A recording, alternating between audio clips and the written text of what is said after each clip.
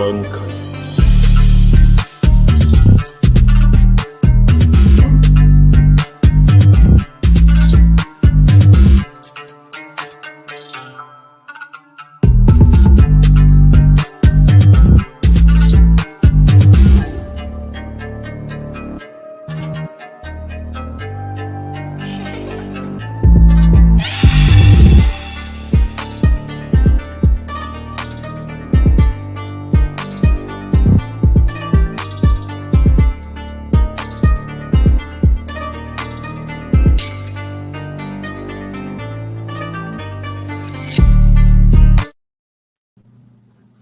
What is good? What is going on? And what is cracking? I am Philly Foothills, and I am back in another episode of East Meets West.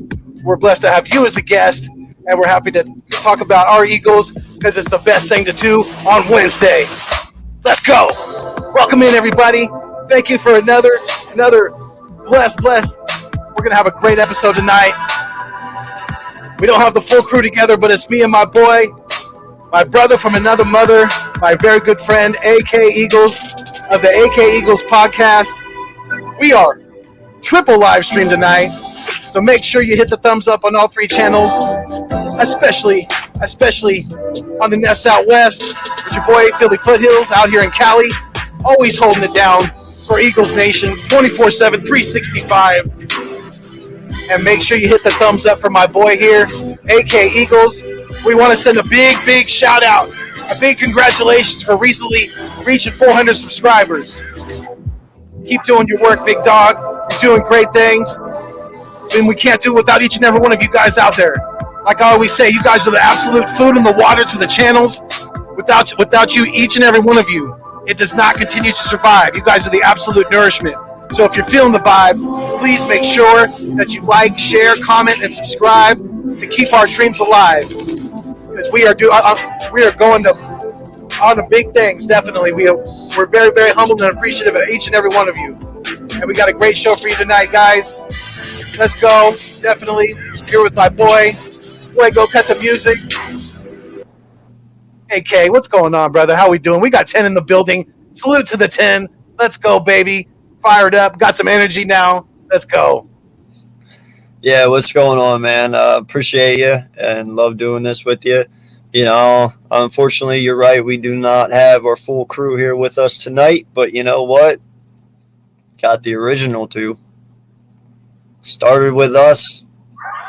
It'll end with us eventually, you know. So, nah, man, this is a great ride. We've been doing this for about a year now.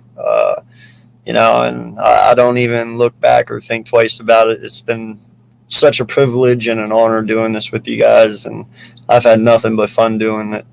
And, you know, please make sure you do hit that like button. You do hit that subscribe for my channel, trying to get on the road to 1K here. We just hit 400, so definitely trying to get to 1K as fast as possible. Other news, you know, we have a very big thing coming here very soon. Yeah, me and a couple buddies of mine got together and started our own network, and we're calling it Hardcore Sports Network, and it's hardcore sports for the hardcore fan. We have 18 content creators already joined. Lot of really good content creators and some big name people. Some are already in here. Shout out to my boy Mac, the Giants fan. He is part of it. He is going to be doing the Giant content creation, you know, on the network, and some wrestling and stuff like that as well. Future AM or for future Jesus AM. All right, we're still working the kinks out here. AM. He's also part of the network. You know, he's going to be doing some work for us. You know, King Kincaid is part of it. You know, we've got some heavy hitters, man, but there is 18 of us, and it's going to be awesome. We plan on having 2 content creators per team, you know, and also working together and making new shows in between all of us. So, yeah, man, it's going to be a great thing. And it's all, dude, listen, we already have a DM for all of us, you know, on Twitter, and that chat is just going ridiculous. with ideas and just having fun. And oh yeah, you're part of it, so it's going crazy right now. So it's exciting.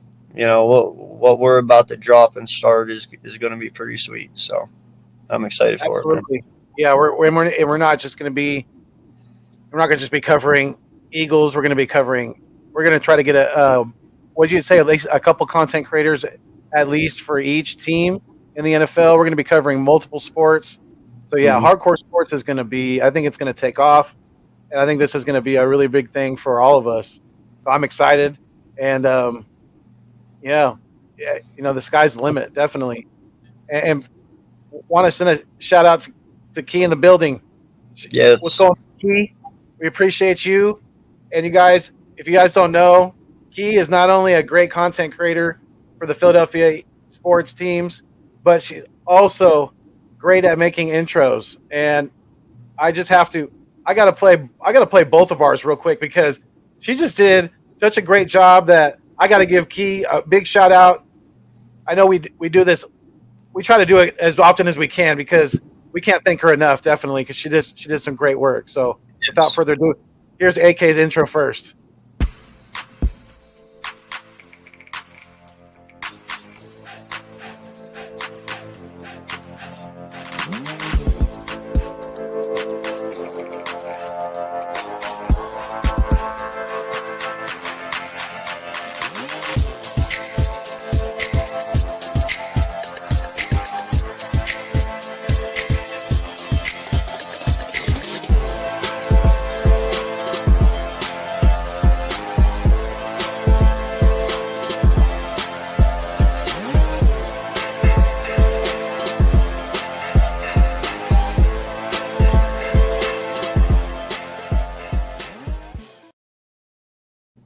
Yes, that was AK's intro. AK's intro that Key in the building did. So if you guys need some work with help with an intro or anything like that, hit her up on Twitter. I'm sure she'd be more than willing to help you guys.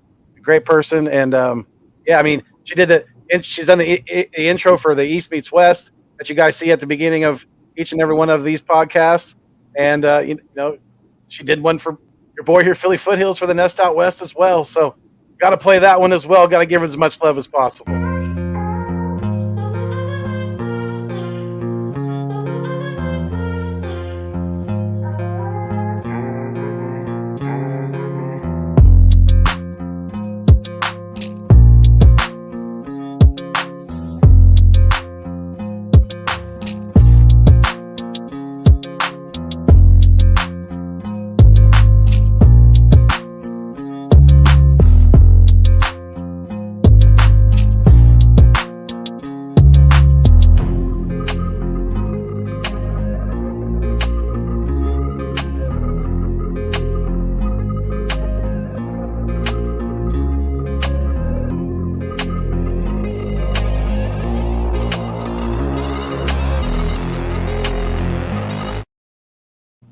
Yo, and something else, man.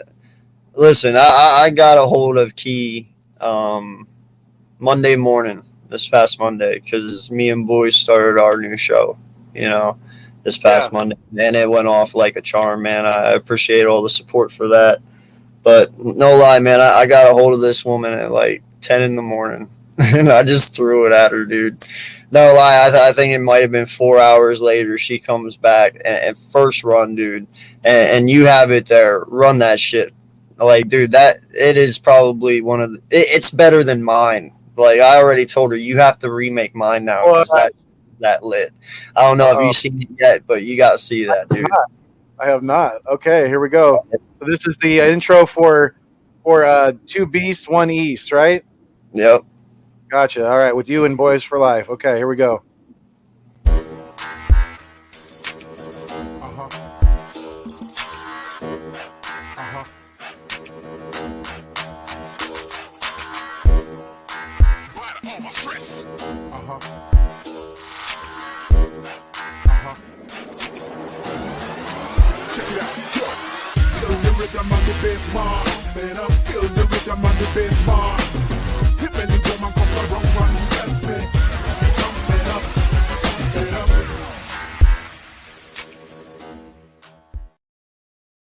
it makes me smile every time I see it for some reason. Like it's Nice. just man.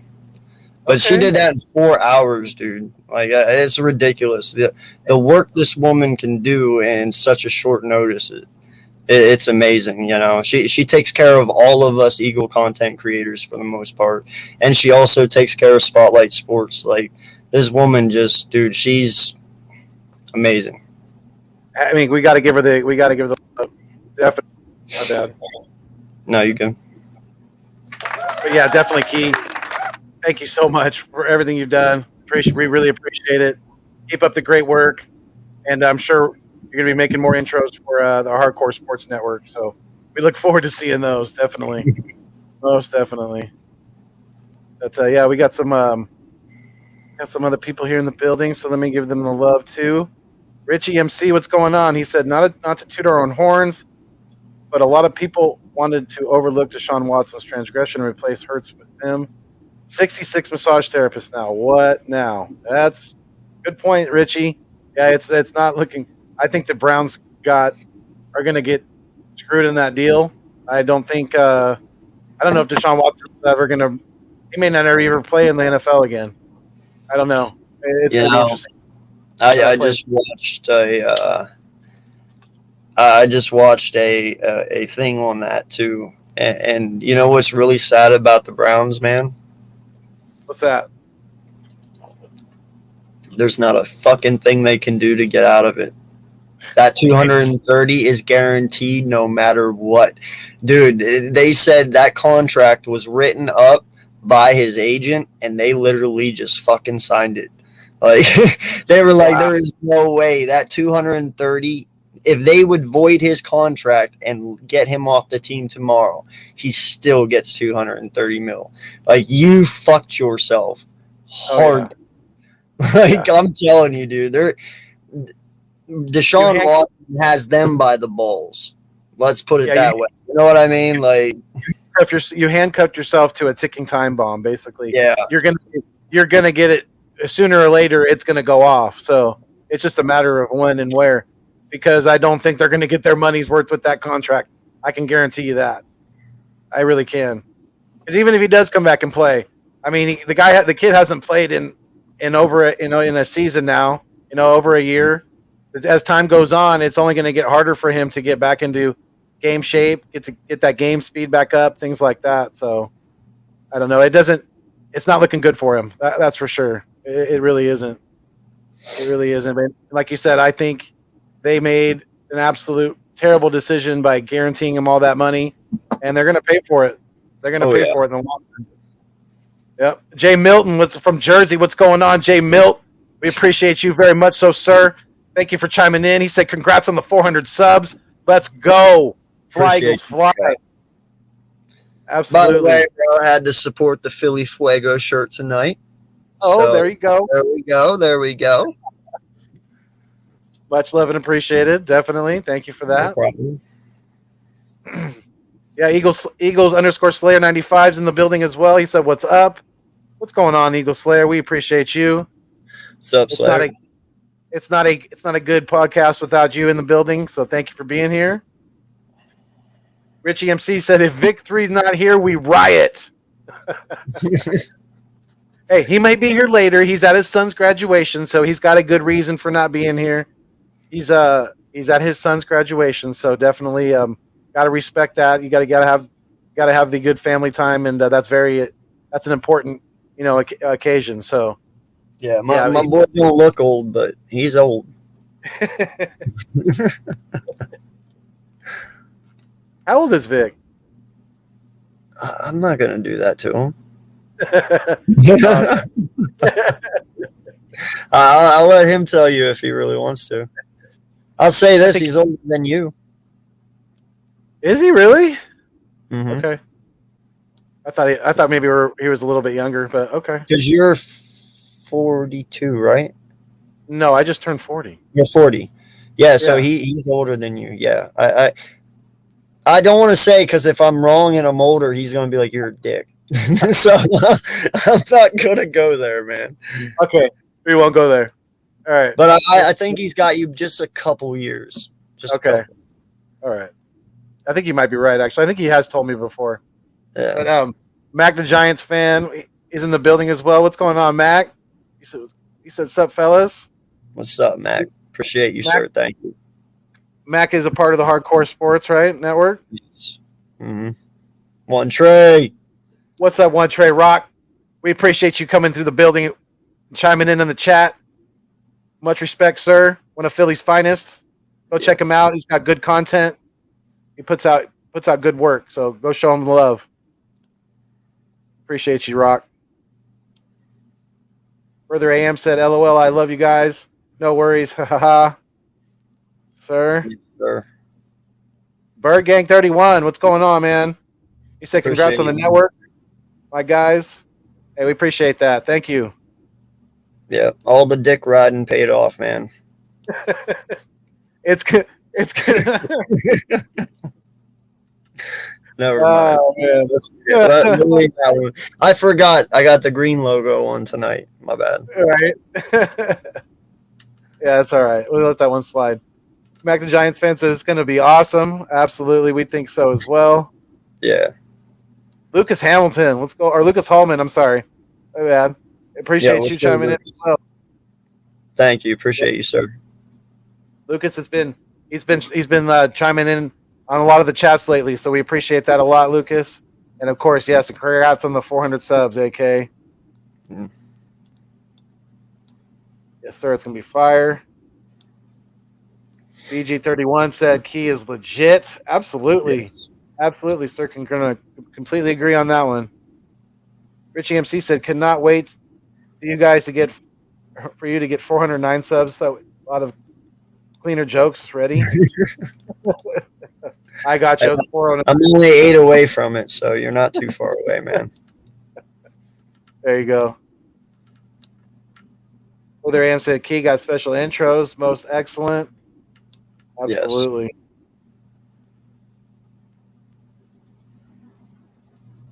Yes. Hey, I'm glad you do feel it. I'm glad you're feeling it because we wanted you to definitely feel the gratitude that we have for everything you've done for all of us. Well, and man, I had the conversation with her the other day. We were DMing and talking a little bit, and she said that she wants to start getting back into the content and doing more and stuff, and she feels bad because she hasn't been doing a lot of content lately. And it's like I told her, man, I was like, people don't realize what you do behind the scenes. Right. Like you're so much more in depth than just the content. And in fact, I've even told her, I said, dude, she's like the mama eagle of content creators.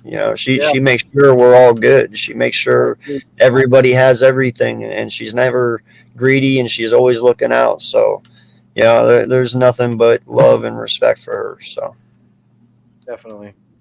And I think there's a lot of people in the chat that feel the same way. Yeah. BG31 said, "Love the Boys for Life and AK show. We need to do some more cross-network work in the future. There's plenty of love from the BGN family." All right. Yeah, no, for sure, dude. Listen, I'm not making this network to compete with anybody. I'm just making it because it's my thing that I wanted to build, and it's my vision of something that I want to do. My people are willing to work with whoever the hell they please. They know that.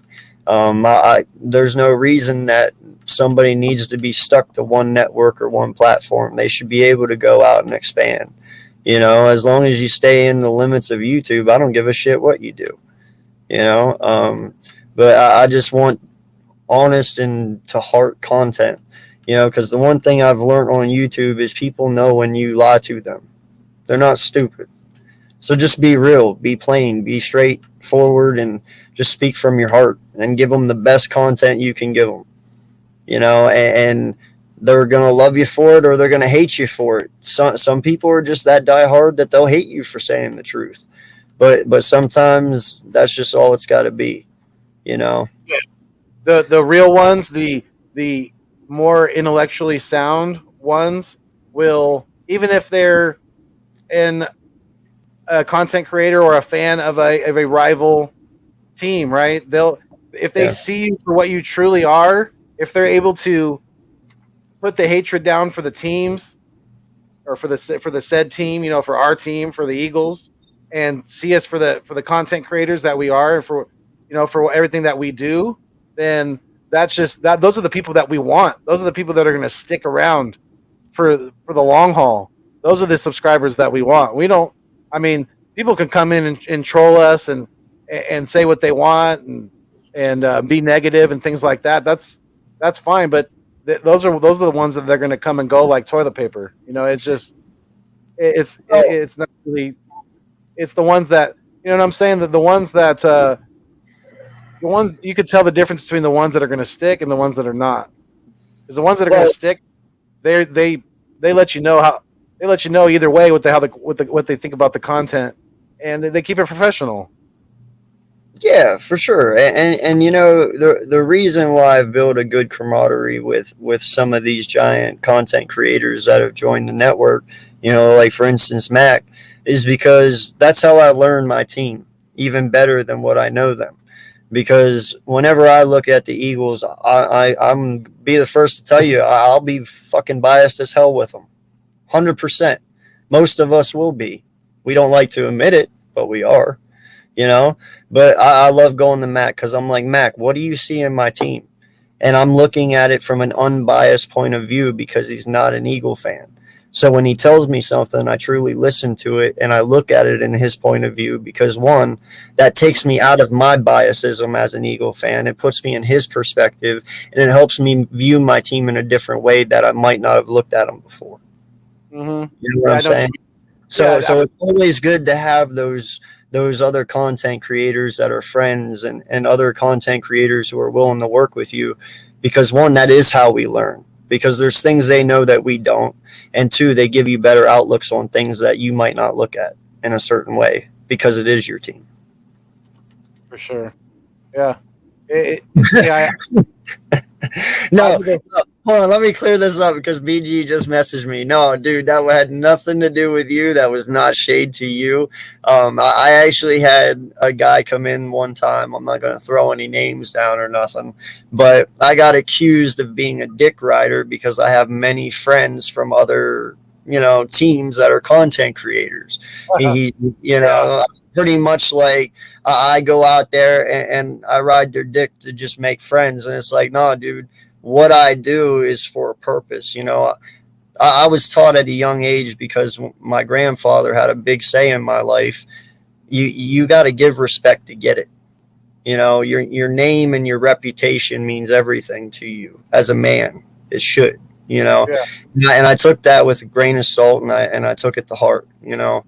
And that's how I represent myself on here. One, in a professional manner, and two, because of scenarios like this. Whenever I went to start this network up, I went to my friends and I said, listen, I want to do this. You guys with me? And they said, yeah. And it was very simple and it wasn't even hard because they believe in me and I believe in them. Call it what you want, dick riding, whatever. I made friends that I believe in and I got them in it and we're all going to work together to all be successful, right? I would never have been able to do what I just did with all you guys by being a dickhead. Let's just put it that way. Because if you don't have respect, you ain't getting nothing. Well, yeah, exactly. And I mean, there's some content creators out there that just don't. They either don't get that or they just don't they don't give an F. And either way, that's them. That's their But no, that was no shade to nobody. That was no shade to no person. Yeah, I know. That was literally I was literally called that in a live stream one night. Yeah, and I can second I know exactly what he's talking about. It had nothing to do with you, Bird Gang. No. Yeah, it had nothing to do with anyone. Somebody completely different. Yeah, completely different. Not even anybody on your network or anything like that. So yeah. But it paid off. That's all I'm saying. I mean, you might say what it is. You might call it whatever you want. But making friends is what makes you successful on YouTube. You're not gonna do it by being the enemy of everyone. Well, and exactly, and you can't please everybody for one. And for two, what do you really care about in the long run? One person's opinion about one thing, or about friendships you're building, in relationships you're building with people, Yeah. on YouTube. So it's and through social media in general. You know, Papa Sora is in the building. What's going on, Papa? We appreciate you. Yes, sir. Another loyal subscriber and watcher of all of our content. He's usually he jumps in when we have live call-ins all the time as well when he can. So, yeah. And Miss Nina also. What's going on, Nina? Appreciate you. Thank you for chiming in as well. Yes. Can't do this without you guys, so thank you so much. Love having Nina around. She needs to come around more often. More, please. Yes, please. We need more female perspective in the building, definitely. Anthony Allen, what's going on, man? Another loyal Phil Billy. Definitely appreciate you, Double A. He said when it's all said and done, Deshaun Watson is going to be free of all this mess that's going on around him. Cleveland, they are all in on Cleveland. They are in good shape with him. Them gold diggers just want money. Hey, if he's able to get out of 66 different people that are accusing him of this thing, then more power to him. But I don't know. It's not like I said earlier. It's not looking good for him. It's not like I don't wish any ill will on the guy or anything like that. I mean, no. Unless he did do what these women are saying he did, and then he needs to be punished for his crimes. But it's just a sticky situation, definitely in Cleveland right now. I'm sure that the Houston Texans, Coach Dante, big Houston Texans fan, I bet they're very glad that they got rid of. Let's put this into perspective real fast, because this is something I learned today, and I'm just throwing this out there. You say these women are gold diggers and shit. Then why did Watson make them all sign disclosure agreements? I mean, why do you need a disclosure agreement to get a massage? What are you disclosing? It's a fucking massage. Well, that's what I'm trying to say. You want to call them gold diggers, but how are you digging anything whenever he was the one making people sign disclosure agreements? You don't need that for a massage. And secondly, these men have fucking masseuses that work for the franchise. There's no need to have 66 masseuses. You should have one fucking masseuse. It's that simple. If I had all the money in the world like that man, there'd only be one person and they would be with me the entire fucking time. I would pay them year round to travel with me. It wouldn't be, I have one in every fucking city. No, there's one person and they travel with me the entire time. I take care of them. I mean, that's what I'm saying, but you can't be a gold digger when you signed a disclosure agreement. Like, just do your research, dog. That's all I'm saying. Yeah, and I hear what you're saying, and I think definitely that's I don't know, maybe that was something that his agent or his lawyer decided to put in place. I don't know. It definitely doesn't look good. It's not something that plays in his favor. So, it's I'm sure there's going to be a lot of people out, even outside of Cleveland, that are going to have their eye on that and see how that plays out with Watson and all that, because it's not getting any better right now. That's for sure. Further AM said, "Hey Nina, what's going on? Hope you're doing well." Richie MC said, "Vic 3, then found the Fountain of Youth." Papa Sora said, "It's weird to think I'm literally old enough to be Vic 3's eldest kid." LOL. What? That's funny, Papa. So what would he be? He'd be like Grandpapa Vic?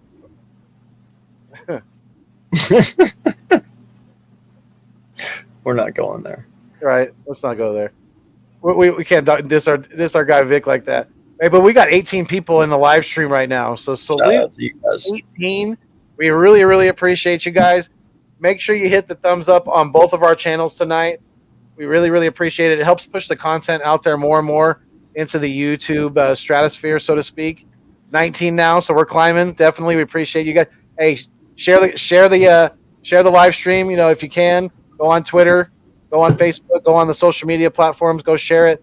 See if we can get some more people in here that you think might be interested in the content, and maybe we'll get some people drawn in, hitting that thumbs up, and getting that content pushed out there more and more. Because we can't do it without each and every one of you, like I always say. It's important. It really, really is. Oh, I can't wait till you get to that. But go ahead, keep doing your thing. That's so good. Money, what they want. Hey, I'm sure maybe some of them by now. I mean, I don't know if he did that to. It's hard to believe that he did that to 66 women. I mean, it really kind of is, and I'm sure maybe some of them are searching for that paycheck. But what if there is, even if there is only a few that he actually did something to, that's still bad. That's still not. It's still a very disgraceful thing, and he definitely has to be addressed. Let me put it this way: even if it's one out of the 24 women, that's disgraceful. Yeah, absolutely.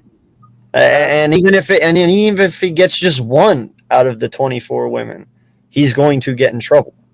It's only going to take one, and I'm sure there's not all 24 women lying about it. I'm sure. I'll give you that. There might be some who are just trying to get money. Okay. Right. But I'm telling you right now, out of all the 24, one of them's not. You just got to weed out the liars from the truth.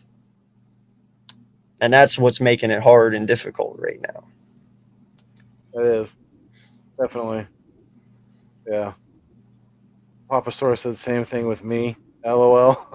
Yeah, I don't know about that, dude. I don't know about that. I would have to start very, very young. How old are you, Papa? You know how old Papa Sora is? Papa is 21? 22, okay. I think. Yeah, I guess we have to. Yeah, I would have started in, right out of high school. He could have been. Yeah, I guess he's right.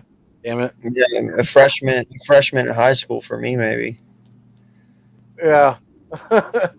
Yeah, yeah, you would have to start real young, huh? Jay Taco for life. What's going on, Jay Taco? Yo. In a minute. Hope everything's going good, bro. Yeah, we hope you and everybody in the chat is happy, safe, and well, and able to watch this episode of East Meets West. In a safe and peaceful setting, definitely. Yeah, you want to drop the link and bring some people on one by one and get their views and thoughts of the Eagles this year coming up? Yeah, we can do that. Yeah, definitely. Yeah, we got 20 people in here. I'm sure some people would want to come on and say something. Yeah. What's that, Birdman? You can do that, right? You want to do that? Yeah. I got you. In the chat. Go for it. Speedy Eagle. Power. What's going on, Speedy Eagle? Sorry. That's formerly Sonic, right? Isn't that formerly Sonic? Yes. That's formerly Sonic. Yes. I think. If I'm wrong on that, I feel so bad, but I hope I'm right. I'm pretty sure it is. Is Speedy and Sonic two different? No, I don't think so. I think you're right. Yeah. Anthony Allen said they are just going to give them all women around 100,000 apiece. And all this stuff will blow over. Watch and see. Okay. Hey, you might be right. You may be right. They may be willing to settle, and he goes forward and plays well for the Cleveland Browns. I mean, you may be right. We're all entitled to our opinion, and we're not going to hold it against you, and you're not going to hold it against us. We know that. We know you're a loyal subscriber and a loyal fan to the content, to both channels. So we appreciate you, Anthony Allen. We do. Even if we may disagree on this subject, it doesn't, that's okay. We just agree to disagree. Definitely. Coach Dante, Richie MC said, Coach Dante in the building? I haven't seen Coach yet. Yeah, he's here. Is he? Okay. He's down a little bit, but he's here. I'm just way behind in the chat here. Yeah, no, chat's going crazy. Right? Further AM said, just want to thank you again for checking out my OTA highlight video. Really appreciate all you guys who checked it out. Means a lot. Stuff was fire, dude. I really enjoyed it. Good job. Yeah, I definitely got to check that out still. I'm not gonna lie, I haven't seen that yet, but yeah, we got our first visitor in the back. You want to bring him on, AK?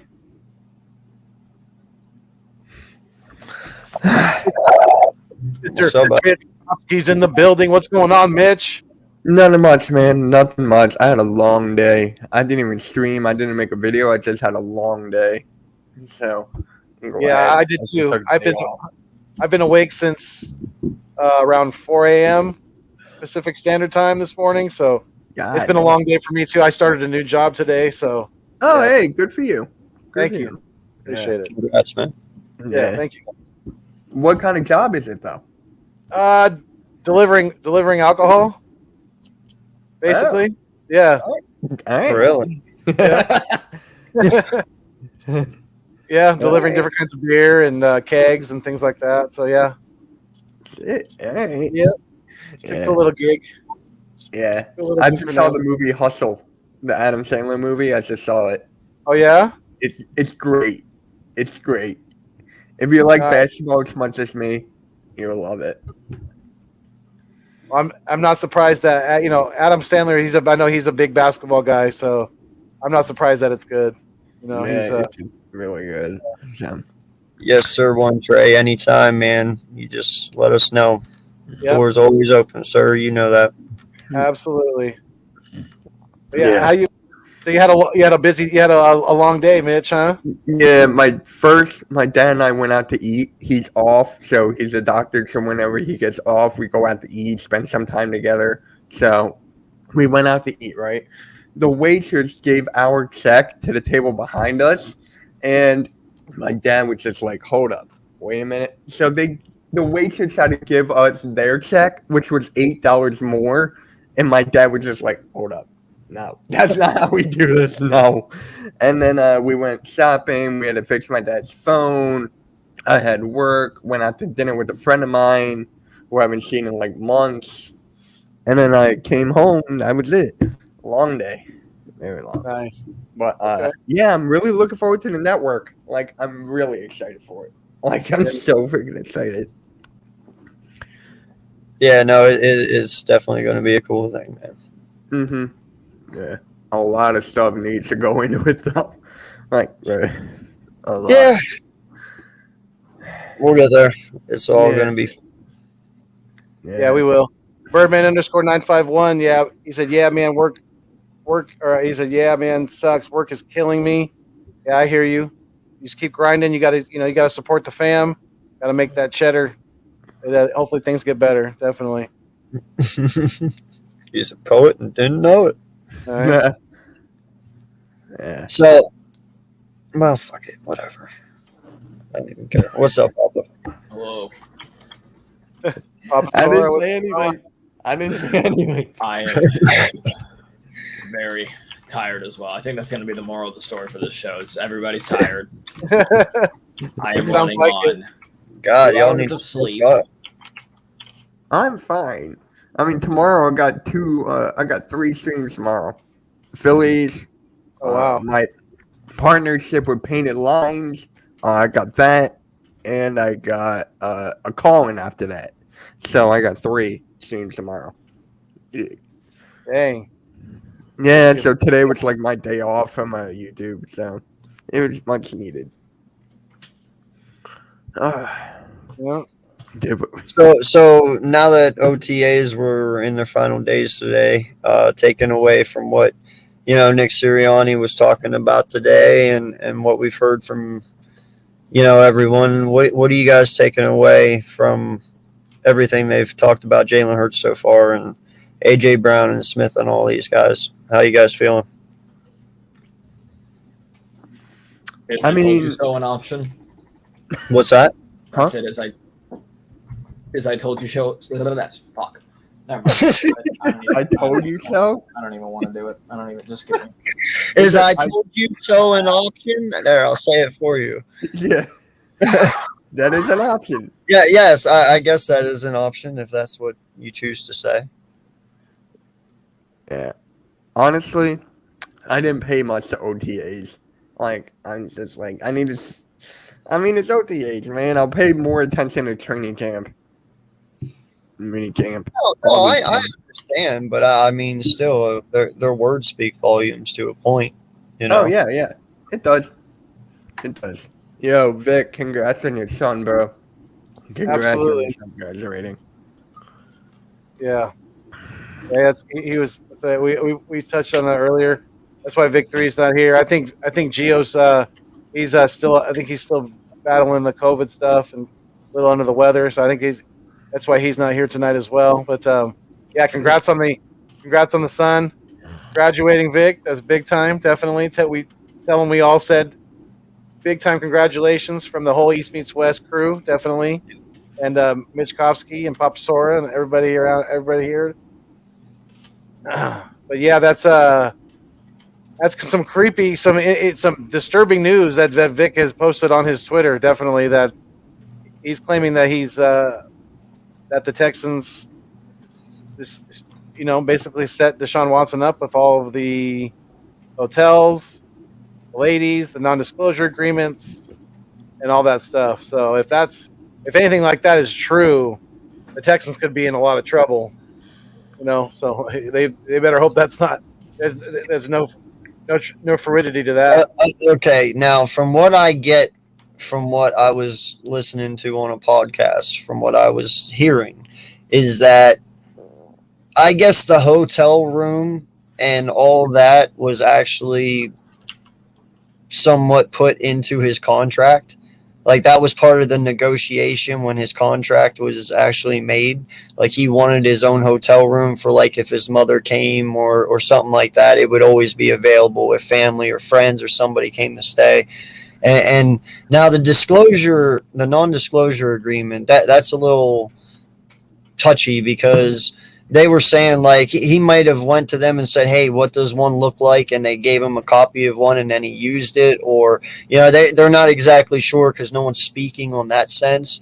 But and one of the things that Watson said though is he said, as far as I know, that the Houston Texans were not aware of the non-disclosure agreements being used with the suits, so to speak. So he was like, they were aware of the hotel because supposedly, I guess the hotel room and stuff, like I said, was in his contract for him to have, but they weren't aware of the things he was doing in there, if you get what I mean. Yeah. What up, Coach Dante? Appreciate you chiming in. Coach Dante is laughing about this whole Deshaun Watson thing. Oh, he made out like, oh yeah, man. His Texans made out like fat cats. Yeah, they did. The draft too. They killed in the draft. Like they had the best draft in my opinion, up there. I 100% agree, man. I'm glad he isn't an Eagle because I would not want to be in the Browns situation right now. So I'm good with it. My friend is a Cleveland Browns fan. I just texted him to see if it's okay, but I didn't get a response. Dude, the Browns should know better by now not to do that. Like, dude, they're cursed at quarterback. Think about it. Nice things. Yeah, they cannot have a nice quarterback. Like, they just got to stop, dude. I don't know what they were thinking paying that man $230 million because they knew it wasn't going to work out.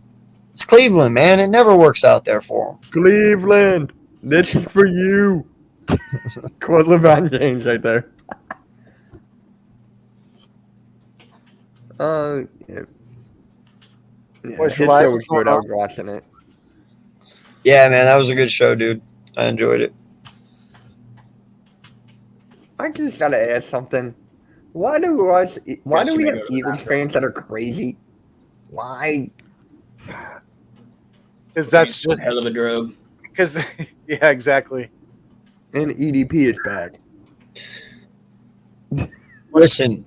What? Yeah. You could have went without saying that. I'm just saying. We have crazy fans. Shit, I was going to go somewhere with that. Now I don't even know where I was going anymore. Birdman underscore 951 said, don't forget Zeke Elliott fondled a girl on camera and nothing happened to him. Just saying. Oh, thank you. Yeah, I should have just looked down and read the comment. No, like there's so many things wrong right now. You know, like for instance, they made the comment today. You know, Deshaun Watson is the white whale. Mm-hmm. He is the man that has the biggest contract in NFL history, and he is the face of the NFL pretty much when you paid him like that. And that's what you want the face of the NFL to be. Somebody who is getting accused of what he's being accused of. That's what you want. Like that is the worst image to have. Right. You know? But you know, you also got people like Dan Snyder. How the hell is he still an owner? After everything that man has done and has been caught. You know? Like there's just so many question marks I have about it because Robert Kraft, I know it was only a one-time deal with the massage parlor thing, but even Robert Kraft, you know, he's been in similar situations. So, okay, with drugs. Yeah. And then not just that, but most people forget about. I think it was last year at the beginning of the year, the Seattle Seahawks linebacker who beat his girl. Like, dude, that and everybody forgot about that within 3 freaking days. I forgot his name. Yeah, I don't remember, but dude, there's just so much shit going on, man. It's crazy. Oh no, green lights a victory. Mix, look around. There it is. Yo, what's good, Connor? What's good, guys? Nash, how y'all Sup? doing? Not bad, not bad. I gotta get you guys and Vic from the Birds of Broad Street one day. I'm just saying, I gotta get y'all on the show. You know where to find us. Yeah, whenever y'all free, because I'm doing the NFC East this week. Next week, if you three are free, I might bring y'all on. When is it? Just talk some birds. When is it? Next week. Monday. Next Monday. I can What do time? Monday. 7:05. I should be able to Yep. Yep. There you go. possibly. It's that simple, man. With the birds of a feather, but I'll let you know definitely. Yeah, let me know. But either way, we could reschedule if y'all got some other stuff. Just let me know. Okay. Yeah. All right. Yeah, well, definitely. What's up, Randall? Yeah, what's going on, Randall? Ray Rice. Yeah, there's been a lot of guys who have done bad things. Alden, I think he meant to say Alden Smith. Alden Smith. It's a good thing we don't got Deshaun Watson, because if he was here as a Philadelphia Eagle, oh my God. Yeah, it's a very good thing. It's a very good thing. I think Howie was. I think he was only mildly interested. I really do. I don't think he was as deeply interested as a lot of people were reporting. You know, I think he was kicking the tires like a lot of. I mean, unless you have a franchise quarterback that you know is your franchise quarterback in house already, then you should be kicking the tires on that. If you're a good GM, you should. That's your job. Yep. Bro, I call bullshit on it all, man. I've told you a long time ago I did. You know, the only reason that we were thrown into every single freaking conversation is because we were sitting there with 2 first-round picks, and and we had all the ammunition. You know, when you have the ammunition, you'd be talked about. I guarantee you, if we were sitting there this year with 1 first-round pick, we wouldn't even be in the Watson conversation. No one would even bring our name up because there isn't enough ammunition to go out and get the man. But instead, we had 3 first-round picks, and everyone looks at that and they're like, well, shit, they'll take that in a heartbeat because you can do some damage just getting 3 firsts, right? Well, that's the only reason that conversation was ever talked about. And I don't believe that Howie might have looked into it, sure, but I don't ever think that he was actually to the point where his hand was on the red button, if you know what I mean. Mm-hmm. We got buttons.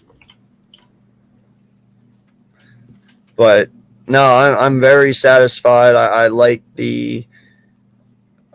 what I'm hearing from camp. you know. And listen, I am one of those guys who, you know, I don't have too much faith in OTAs. When I hear good things about them, it's like, okay, I like what I'm hearing, but I have to see it on the field. You know, playing against our defense is one thing, but playing against different defenses each and every week, that's a completely different animal. You know what I'm saying? So I won't look too much into OTAs, but I do too. But I like what I'm hearing, you know, and of course they're going to tell you what you want to hear for the most part. And that's kind of what I wish the NFL would do now. You know, let's stop lying to one another. If you suck, just come out and straight up tell me, like, hey, this guy sucks. Like, stop beating around the bush, man. Like, oh, man, we got so much hope for this team. They're going to go really far. And Rager, man, the sky's the limit for this guy. Like, no, just come out and be like, yo, this dude's a bum. Get him the fuck out of here. Like, you're not going to offend me as a fan. You know, like, hey, you made a mistake. Correct your mistake. Yep. What's going on, Big Play Slay? What's good? Slay. What's good, yo? What up? What's up, Nephew's in Slay? the building. What's going on, nephew? I haven't talked to you in a minute. Yeah, man. How you been, bro? I'm doing pretty good. You know, the year's been rough so far, but you know, slowly by surely things are getting better. So, That's good, you know, bro. as much as they can. Yeah, that's Yeah, amazing, it's bro. good. It's good to be with all you guys. Definitely, it's always good to chop it up with fellow content creators, fellow Eagles fans. You know, that barbershop talk. Definitely, it's always fun. It's always enjoyable. Yep. And yeah, you good, Papa? You look like you're stewing over there. No, I'm chilling. I'm having a great time. Yeah. How many twisted teas are you in? None. Okay. Yeah. Had to So I take just it. wanted to pop up and say what's up, guys. I'm about to get ready for the bed and get ready for work tomorrow. I just wanted to pop up and say what's up. Hey, cool cat. We appreciate that, my guy. Yep, just let me know if y'all free next Monday. So not this Monday coming, but next Monday. Let me know when y'all free. All right, man. We'll do. All right. Yep. All right, AK. All right, Ness. See you later, buddy. All right, cool cat. But no, man, like let me throw something at you, man. I heard something interesting today. You know, say that Devontae Smith makes the leap that we all expect him to make, which he should. You know, he is a number one wide receiver, and you know, in all honesty, he should be marked that way.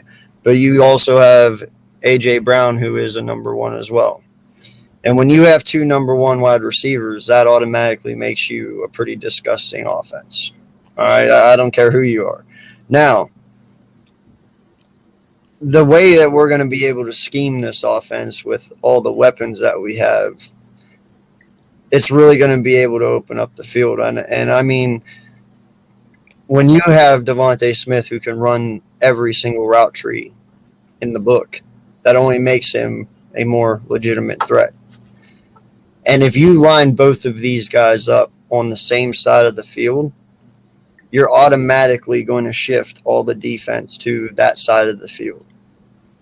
Because having A.J. Brown and Devontae Smith lined up right next to one another, that's not something you want to see, especially if they're going to be as effective as we think they are.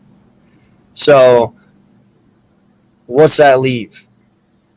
Everyone shifts over. We'll just say that we line them both up on the left side. They shift the whole defense to the left. That leaves Dallas Goedert with the entire right side of the field. That leaves the entire right side of the field for Miles Sanders on a little dump out play. You know, like there's so many options and so many schemes you can use with this wide receiver core, with this tight end room, with this halfback room, that if they do it right, man, this offense could be pretty deadly.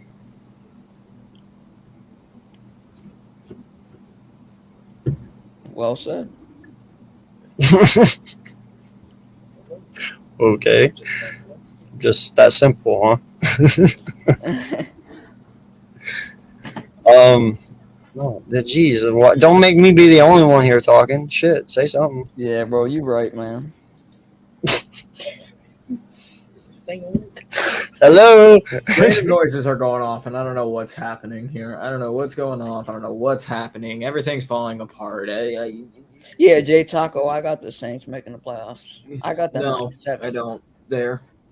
Do y'all think the Saints make the playoffs? They're gonna be like 7th probably. You know, I could see them making a push. Yes. You know, I'm not a big fan of Jameis Winston at all, but I do know he was 5-2 last year before he got injured.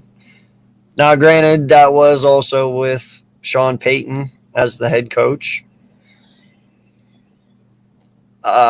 He has the talent around him. We'll just see what he does with it. But their team, yes, they have a legitimate chance to make a push, in my opinion. They got ballers on both sides. He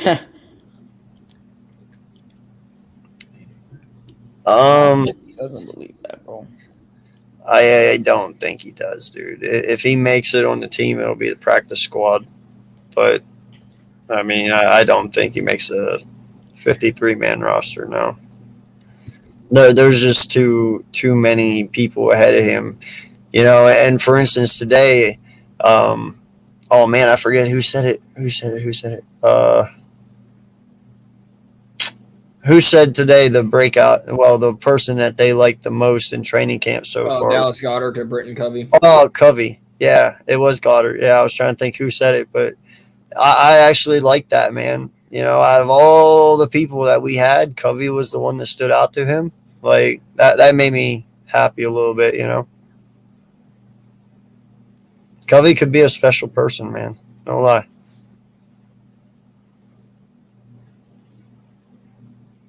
Man, what is wrong with y'all? Seriously. I'm running off of, at best, 2 hours of sleep right now. Then why'd you come in? Because I can't go to sleep. That's the problem. I haven't been able to sleep in 4 days. Oh my gosh. That's okay. I don't. What? I'm just is playing. that? $75 million guaranteed for 3-year deal. $80 million for Cooper Kupp was AJ's guaranteed money. 100 mil. Yeah.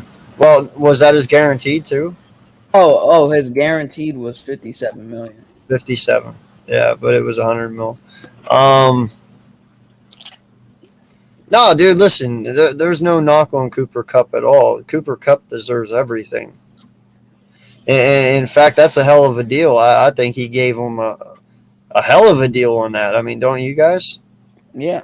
What, Cooper Kupp? I don't know where they're getting this money from, but if I don't know how they're gonna pay him because they literally don't have any like cap money. I mean, not cap money. They're just fucking like terrible in dead cap. So it's like they're backloading contracts. That's Bro, they got a mob bank.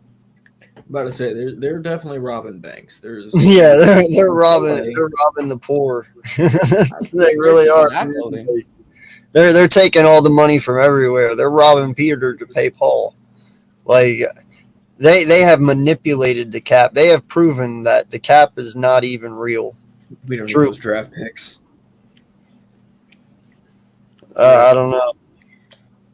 Props to him though. In terms of skill, I wouldn't even say a hot take. In terms of skill, Justin Jefferson is more like skilled than Cooper Kupp because from the outside looking in as like a receiver, you're not gonna always think of a guy as Cooper Kupp is skilled because he's not a guy that does too much like when he plays. He's just a guy that's patient, prudent, and he knows how to play the game at the right way. Like that's what I love about Kupp. He's not like Jefferson skill, but he can make things happen with it. Yes, I agree, Nina. I cannot wait till September. Can't come fast enough. Can't come fast enough. Yeah, no. God, I hope it looks the way I hope it's gonna look. Because if it does, I'm gonna be happy.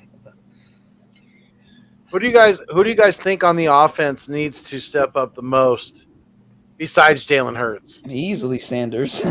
Not even a You think it's question. Miles? A lot of people are saying Miles. Miles, yeah. No, Who do you I think? got AK? Dallas Goddard, You took it. You stole my thunder. Damn it! hands down. Right now, I'm telling you. Listen, you are now number one. Zach Ertz is no more, man. They've committed to you, Thank sir. you. Bro, you better go out there and earn your money this year. You know, He will. he's a great run blocker. He makes fantastic catches. But, dude, I've never seen a more ass backwards tight end in my life. You can make every hard catch look easy, but every easy catch look hard. I don't understand. But, dude, all I want from him this year is just go out and do what we paid you to do, dude, and catch everything. Like, I want you to have the yak yards with Zach Ertz hands. You know what I'm saying? Like, perfection. That's what I want. He will. 1,200 yards for him this year, in my opinion. I hope to God you're right, Slay. I hope to God so you're right. I would love that shit. Oh, Slay, fuck you. Well, in our opinions, including me and Sora. Bitch, I was first. Back the fuck up. yeah. I think so and so's gonna have this. Wow, that's crazy. Me too. Shut the fuck up. Get your own. And listen, man, I'm not knocking Dallas Goddard. He had a great year last year. I'm not gonna say he didn't, but I'm not knocking, and it's not. You're right. We're not knocking him, and it's not knocking anyone behind him in the depth chart at the tight end position either. He doesn't have any real competition to steal his number one position right now. So he needs to step up. He needs to prove that he's worth the money that we've paid him, because, like you said, we made the commitment. We moved on from a Eagles legend, the guy who caught the winning touchdown in freaking Super Bowl 52. Mhm. I mean, it's the show is yours, kid. It's all D God's show now, and we've only added weapons, and it's that middle of the field is going to be wide open. He's going to be able to do nothing but eat. So let's go. He can get that 1,200. It's just a matter of doing it. I think he's a top 5 tight end right now, to be honest. Ooh, oh, he is. that's Yeah. tough. Like I can tell you right now, okay, it would, for me, it would go Kittle. If he plays to his no. full potential, maybe top 5. No, he is number 4. Okay, it goes Kittle, it goes Kels, and then it goes Mark Andrews, and then Dallas Goddard. That is how it goes. Truly. For me, it's one. Okay, this is fully healthy. If it's fully healthy overall, it's Kittle. But right now, speaking of him, I think it's Kelsey. So it's Kelsey 1, Kittle 2, Andrews 3, Darren Waller 4, and Goddard's 5. And then Pitts is 6. Pitts is probably going to be top 5. After Yeah, Well, but I'm also going off PFF. And I'm also going off PFF, who had him the 4th overall tight end last year. Because he also had 100 and I think he had 120 QBR rating when thrown his way last season. And what about that kid from Buffalo? What about Knox? Oh, Knox. He's Oh, top Knox. 10. I'm not knocking Knox. Knox. He's in the top 10, definitely. TJ no, Hawkinson Knox is is a a beast. Yeah. TJ Hawkinson is a dog, man. What do you mean I'm crazy, Birdman? If I'm crazy, that means PFF is crazy then too. Because I was just saying what they rated him as. Yeah, Birdman. Seriously, Yeah, if you don't believe me, he's just gotta go look it up on PFF. They have him ranked as the 4th best tight end. This It's man's not gotta even come out that. and be It's like, just the psych, fact that Mark if you're Andrews won. speaking as an overall tight end, Dallas Goddard is a top 5 tight end. Goddard needs to catch the easy ones. The over-the-shoulder ones, he usually has no problem with. It's the easy ones. It's the ones that he could look right into his hands with nobody really around, and he just drops them. It's the ones that's just like where he has the brain flatulence, out there on the field, and he just drops it like a goose egg. Well, Birdman, name me 5 better tight ends than Goddard right now. Not just that, but he was also top 3 in every category for tight end last year, dude. Like that's yards per gain or yards after contact, everything, man. He was top 3 in every single category. Like you don't get that by being bad. No, you don't. Hold on, let me see something real quick. Yeah, the Chargers game was a mess. I mean, Yeah. I don't know how we were close with them, but we were. I personally feel like it was more Herbert just cooking our defense. Like that man sat back there literally, like he could just sit in a chair and throw, make those throws against the defense last year. That's how easy it was. But I don't know. Even as old as he's getting, I think I might still put Gronk in the top 5 over Goddard. Well, if you're talking now, listen. Here's the thing. If we're talking production from just last year alone and going into this year, what they're projected to do. True. If we're talking of greats of all time, then hell yes, Gronk is there. Yeah, I mean Gronk. In all honesty, Gronk's number 1.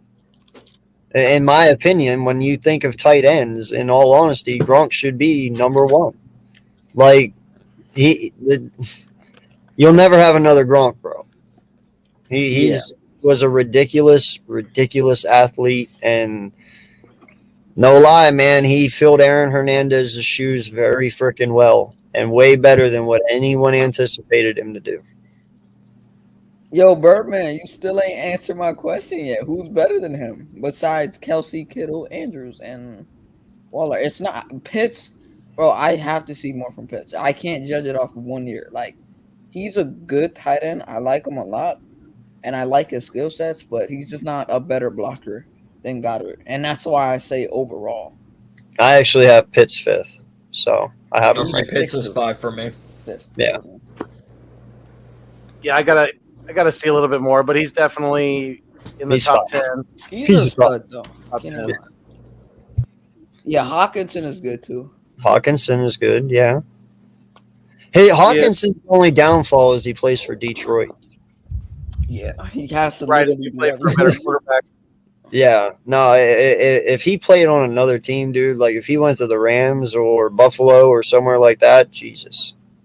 Like, And I'm not even gonna lie. Dalton Schultz is not bad either. no, he's not. It's again the offense he plays in and the quarterback that he plays with. Yeah, I don't know. I think Dalton could do better in a different situation with a different team. I think he could have better stats. Now, you want to know a tight end who really got the shit end of the stick? Mike Gesicki. Yes. That dude got the shit end of the stick. You Definitely. put Mike Gesicki with Tom Brady, oh my God. You put him with Aaron Rodgers, good night. You put him with Russ, good night. But, dude, he fell into a shitty situation. But Mike Gesicki is an amazing talent, dude. Yeah, for sure, It's Birdman. Kittle True. is the best tight end when he's fully healthy. He's the best overall tight end right now. Of course, yeah, I said that. Kittle, by far, number 1. The only reason that Kels would get number 1 over him is just because of his overall production. Right now, right? Right now. That and Kels. I mean, I don't want to say that Kittle doesn't play smart, but Kels definitely doesn't play with as much aggression as Kittle plays with. Whether I'm talking about his physicality, and that translates into being more available on the field than Kittle has been, because Kittle plays so physical that he just tends to get hurt because. Well, see, Kittle's physical to where Kels is energy. Right. You know, Kels has the Ray Lewis mentality. You know, where he literally is like screaming and getting pumped, and that his aura just gets everyone else around him pumped. You know, right? Where Kittle is literally that I'm gonna run you the hell over, and you're not gonna stop me, and that's how I'm pumping my teammates up. Right. Kittle is fire, and Kels is water. You know, they're both powerful in their own ways. Yeah. You know? Yeah. Derrick I Henry, like both. RB1. I Well, got a that's- bold take. Wait, what? No, What'd you say it Big again. Buck? Huh? Say it again. What'd you say? I said I got a bold take. Well, it's not really a bold take. What? Before I say this, yes, I have Derrick Henry as my RB1, but I think Nick Chubb is more consistent than Derrick Henry in terms of like play and stats. Where's Jonathan Taylor in this conversation? Oh, he's 2, 3, 4, something like that. What? Top 3 for sure. Top 3 for sure. Real quick, before Slay spews more of his bullshit, go back up to that Richie comment. Yeah. Which one? The Which one one? about Eagle fans wanting Pitts. Okay. Yes, we did have Goddard. Pitts, I'm gonna tell you right now, not a tight end. That dude is an offensive weapon. You can put him in the slot, on the outside, in tight end. Even if you wanted to keep him in tight end, there's a thing called 2 tight end formation. Looking at his snap rates, and he had over 400 snap rates, 27 in the tight end spot, 43% in the slot, 30% out wide. So don't sit there and say that would have been, or well, you're not saying it's stupid, but absolutely, if we got him, as much as I love Devontae Smith, Kyle Pitts 100% would have been the best pick in general. Well, That and is the only reason I wanted Pitts, 5-pound man. and the only reason I wanted Pitts is because the combination of both Goddard and Pitts.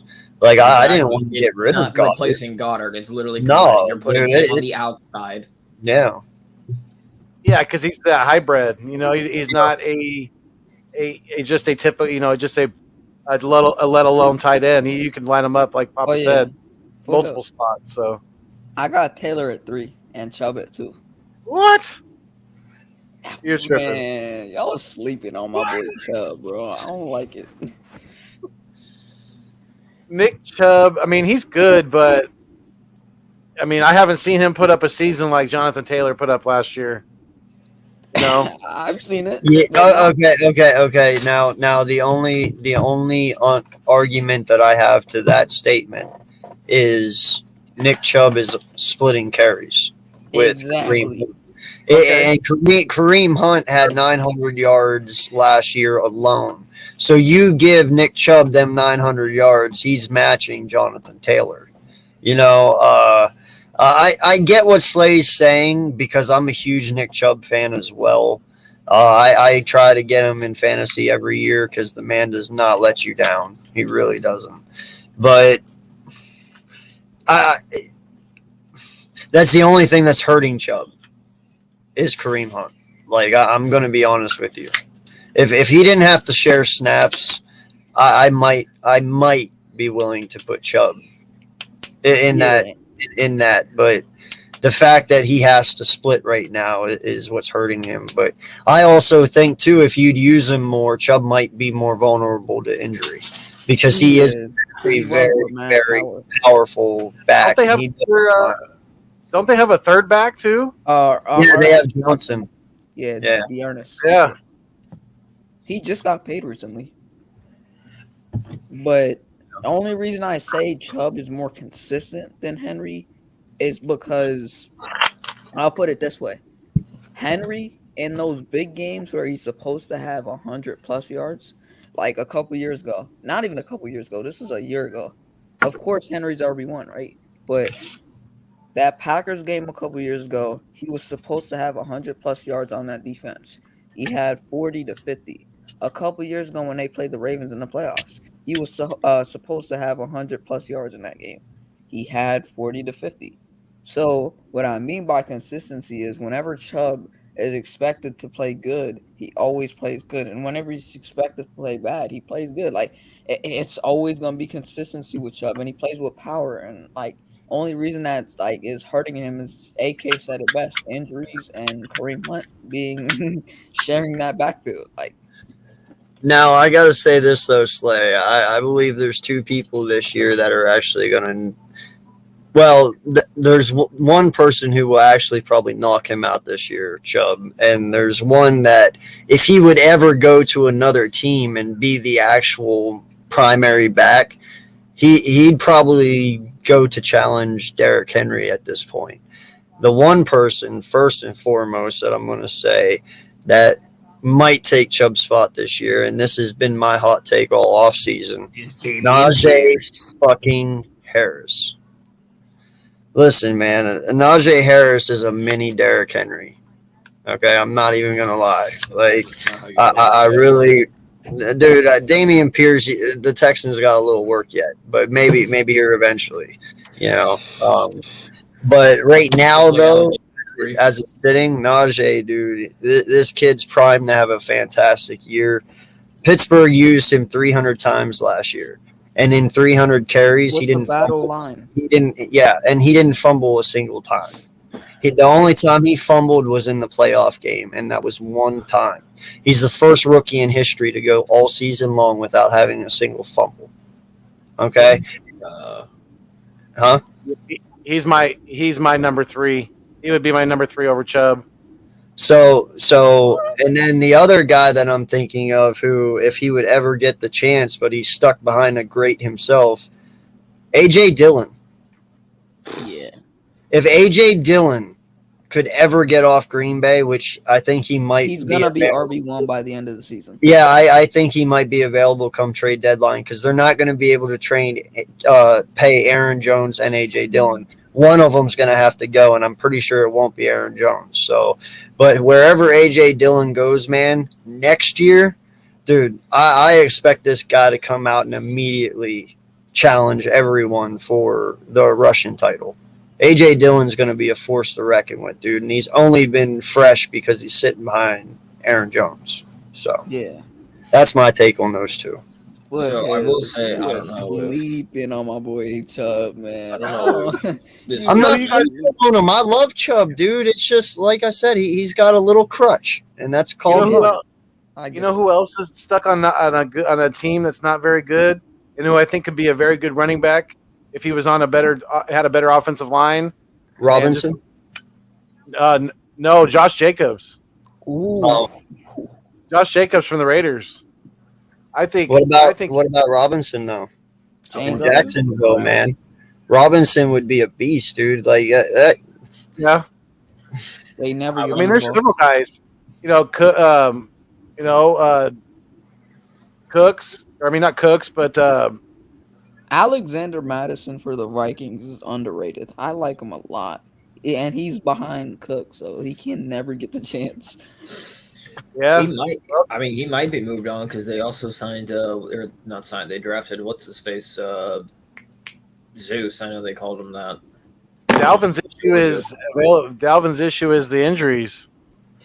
Oh yes, Richie, you are 100% right. I expect J.K. Dobbins to go insane this year.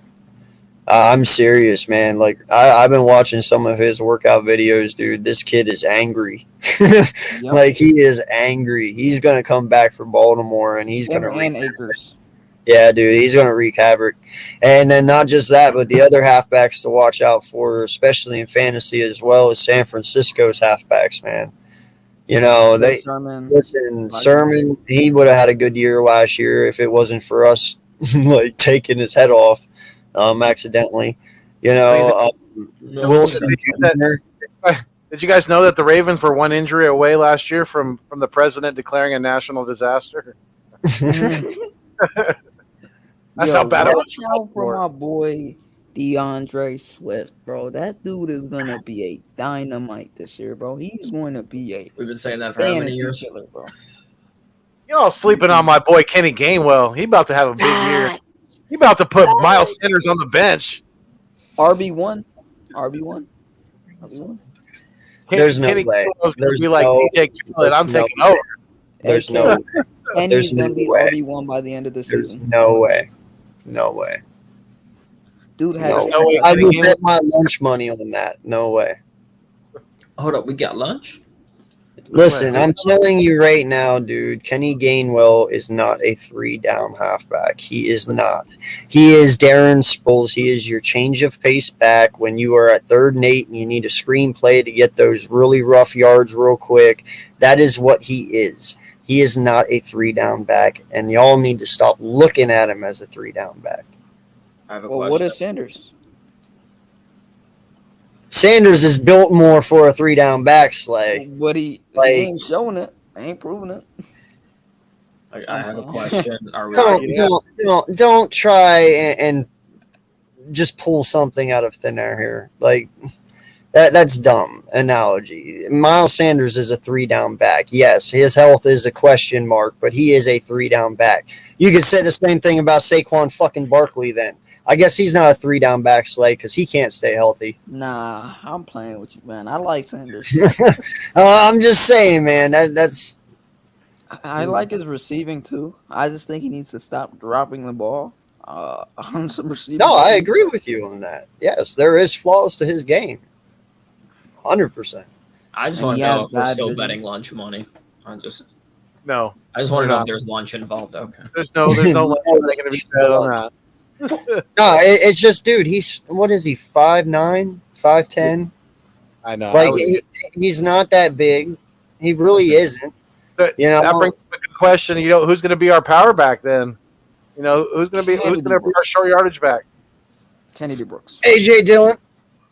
No. Kennedy Oh, we're Brooks. Trade shouting alert. out names there. Trade alert. Kareem Hunt.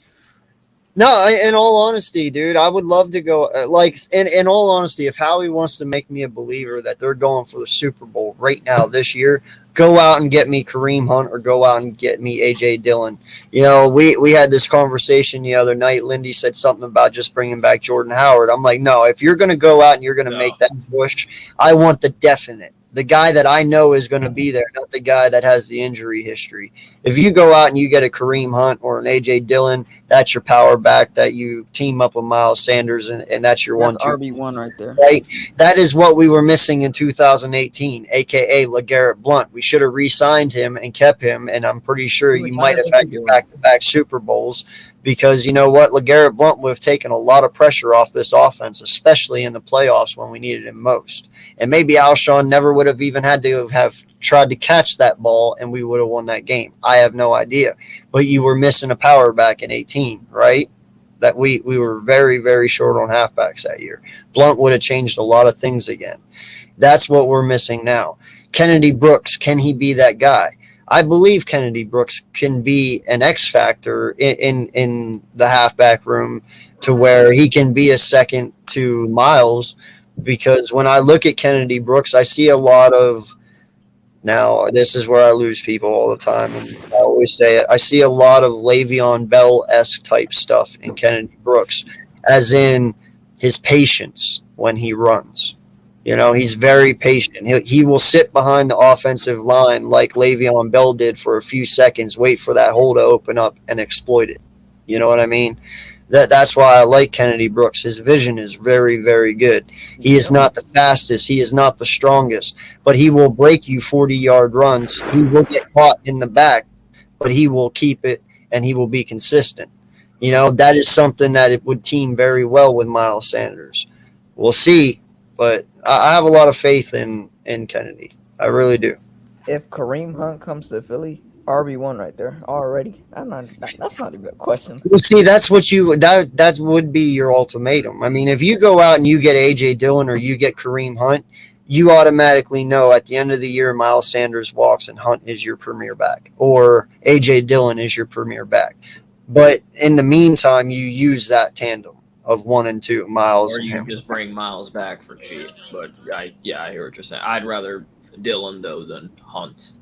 Yeah. Whatever happened with you guys know whatever happened with Darius Geis? Oh, yeah, he's in jail.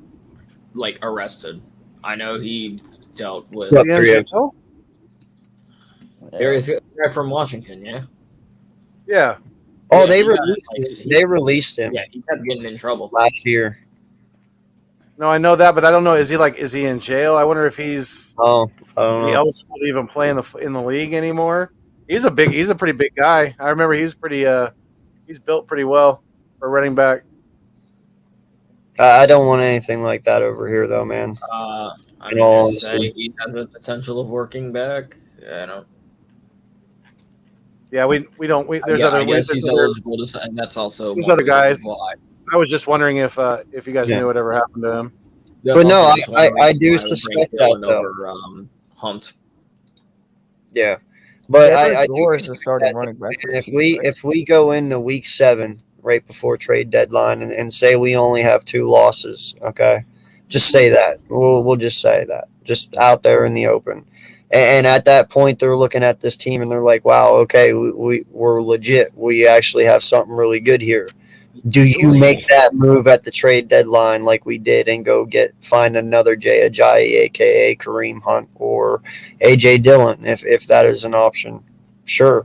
Maybe somebody else is. Maybe it's James Robinson. Maybe I was Jackson. literally about to say James Yeah. Robinson. Maybe ETN goes off this year for Jacksonville, and at the end, Doug's like, well, we can get something for James real fast. Dude, James Robinson would be an excellent person to team up with. So there's options out there. It just what's going to be available come that time. I was gonna say Right. we also have like a lot of scouting, I guess, quote unquote, before the trade deadline because we have Browns preseason, Jags before like week 4, so we can be like, hey, what's the situation with Robinson over there? What's up, Robert? Good, Rob. Yeah. So I mean, there's plenty of things we can do. Who Maybe. knows? Maybe it's a safety. Maybe it's Jesse Bates.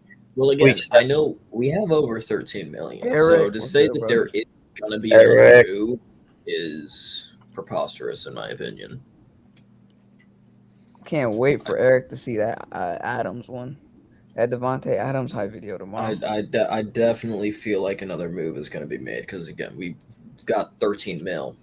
It's not like Well, I mean, there's teams out there with depth at running back position. I mean, I know the 49ers have a good amount of depth at the running back position. like 5 of them. You know? Yeah. So that's just to throw a team off the top of my head. It's What's up, I don't Philly Podcast? Joe Me, Castro, Eric. what's good, sir? Yes, we are up late, and so are you. for once. Yo, I gotta. And so are you. I think Elijah Mitchell's carries and yards is gonna go down from where it was last year because how many running backs they have? They got like 10 running backs in one team. I was going to say, Right. what's his face? The Jets have like 20 running backs. 20. Oh, snap. We got the Birdman up in there. What up, Birdman? West Coast. What's good? It been boy. Is he there? Hello. Birdman. Do we got a bird call before he talks? Dallas Goddard 1200. Yeah. Hooty hoo. Hello. Who the fuck says who do you not get? That's what we used to say when the cops are coming. Hooty-hoo. Yeah.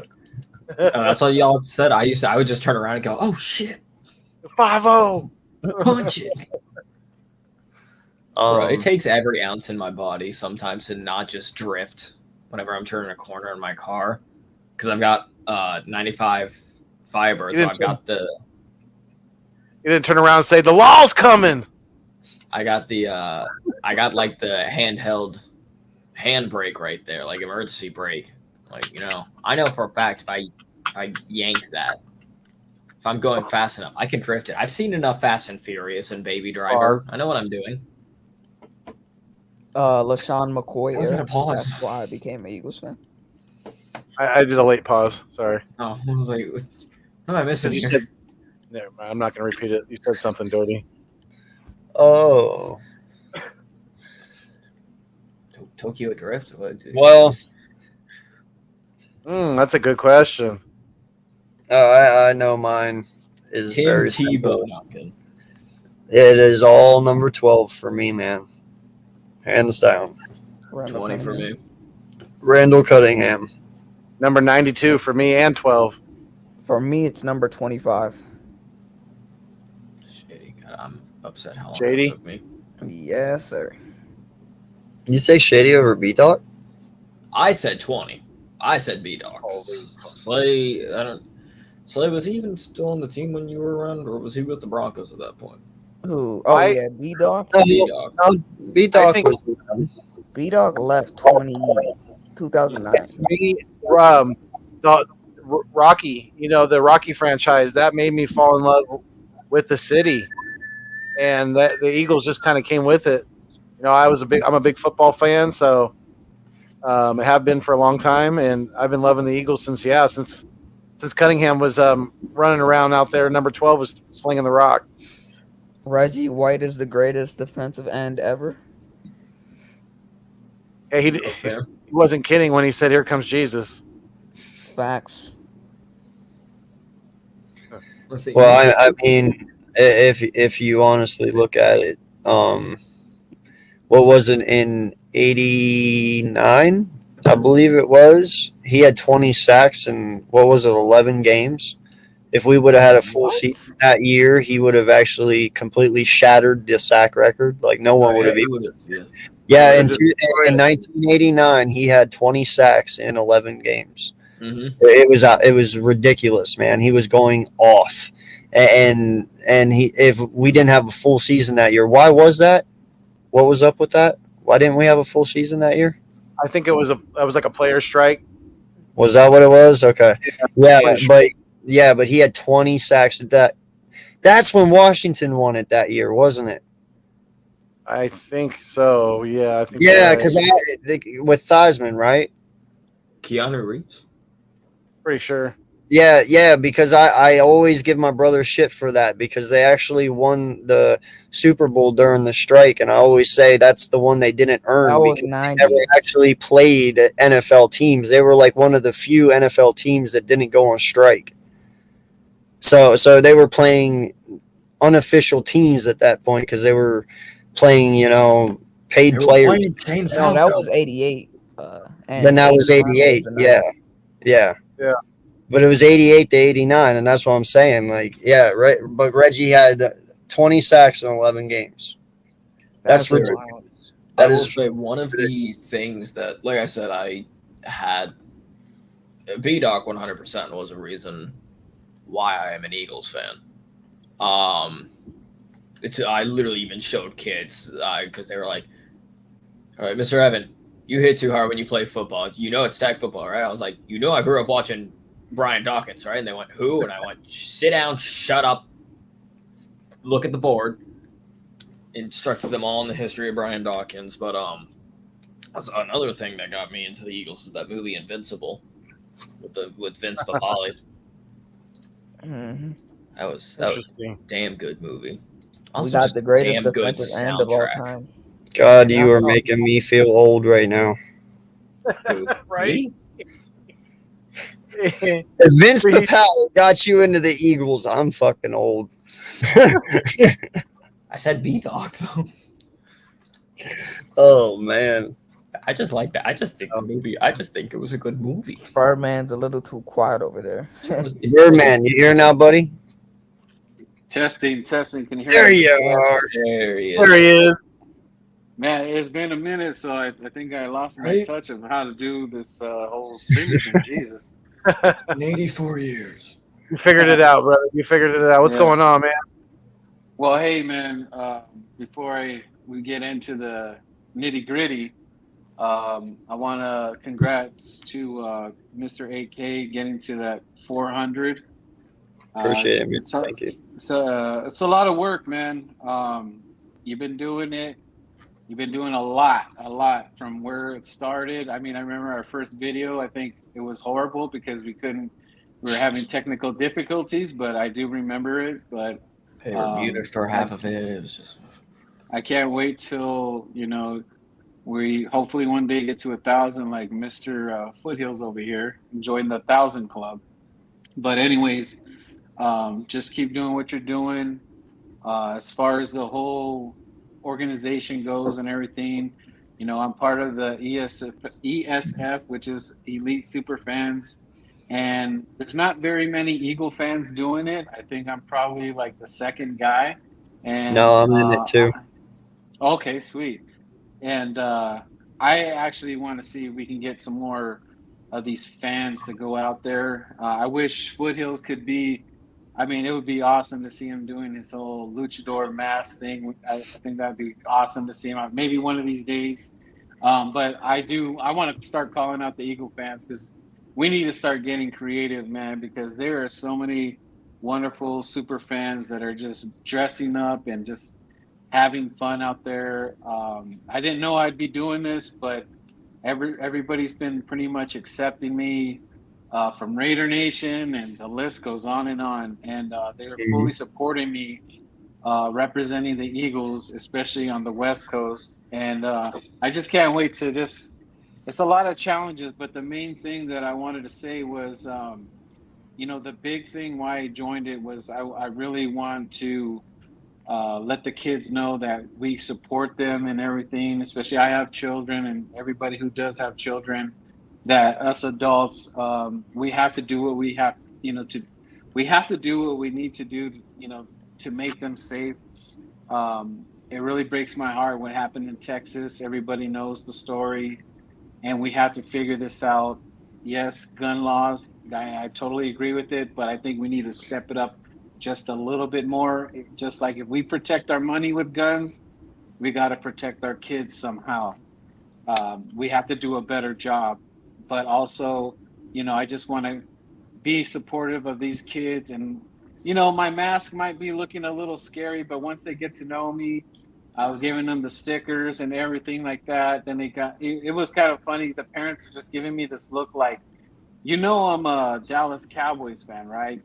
I'm a Chargers fan, right? But I was like, hey, man, the kids love the costume. What am I supposed to do, man? But hey, let's take this picture and Stiff arm the let's child. let's bygones be bygones. But it was all fun. But it's just great to represent the Eagles. It was a huge moment that I was able to go in the front right there and see. I actually shook Roger Goodell's hand. Now take it for what it's worth, but Did you wash I up mean, afterwards? yeah, he had the security guards around him and everything, and I cannot believe that he approached me. And I was kind of like, "Whoa, okay, so, this is really going down." So I was like, "All right, good deal. I know everybody's booing the hell out of us right now, but I'll shake your hand, man, for letting me get in the front row with you." So, but I hope you hit the hand sanitizer after that. Can I announce a pick, yeah. please? And the other cool moment in that That whole would be awesome. experience, If you got to announce the pick. which was Can I totally go into the awesome, Subway was sandwiches?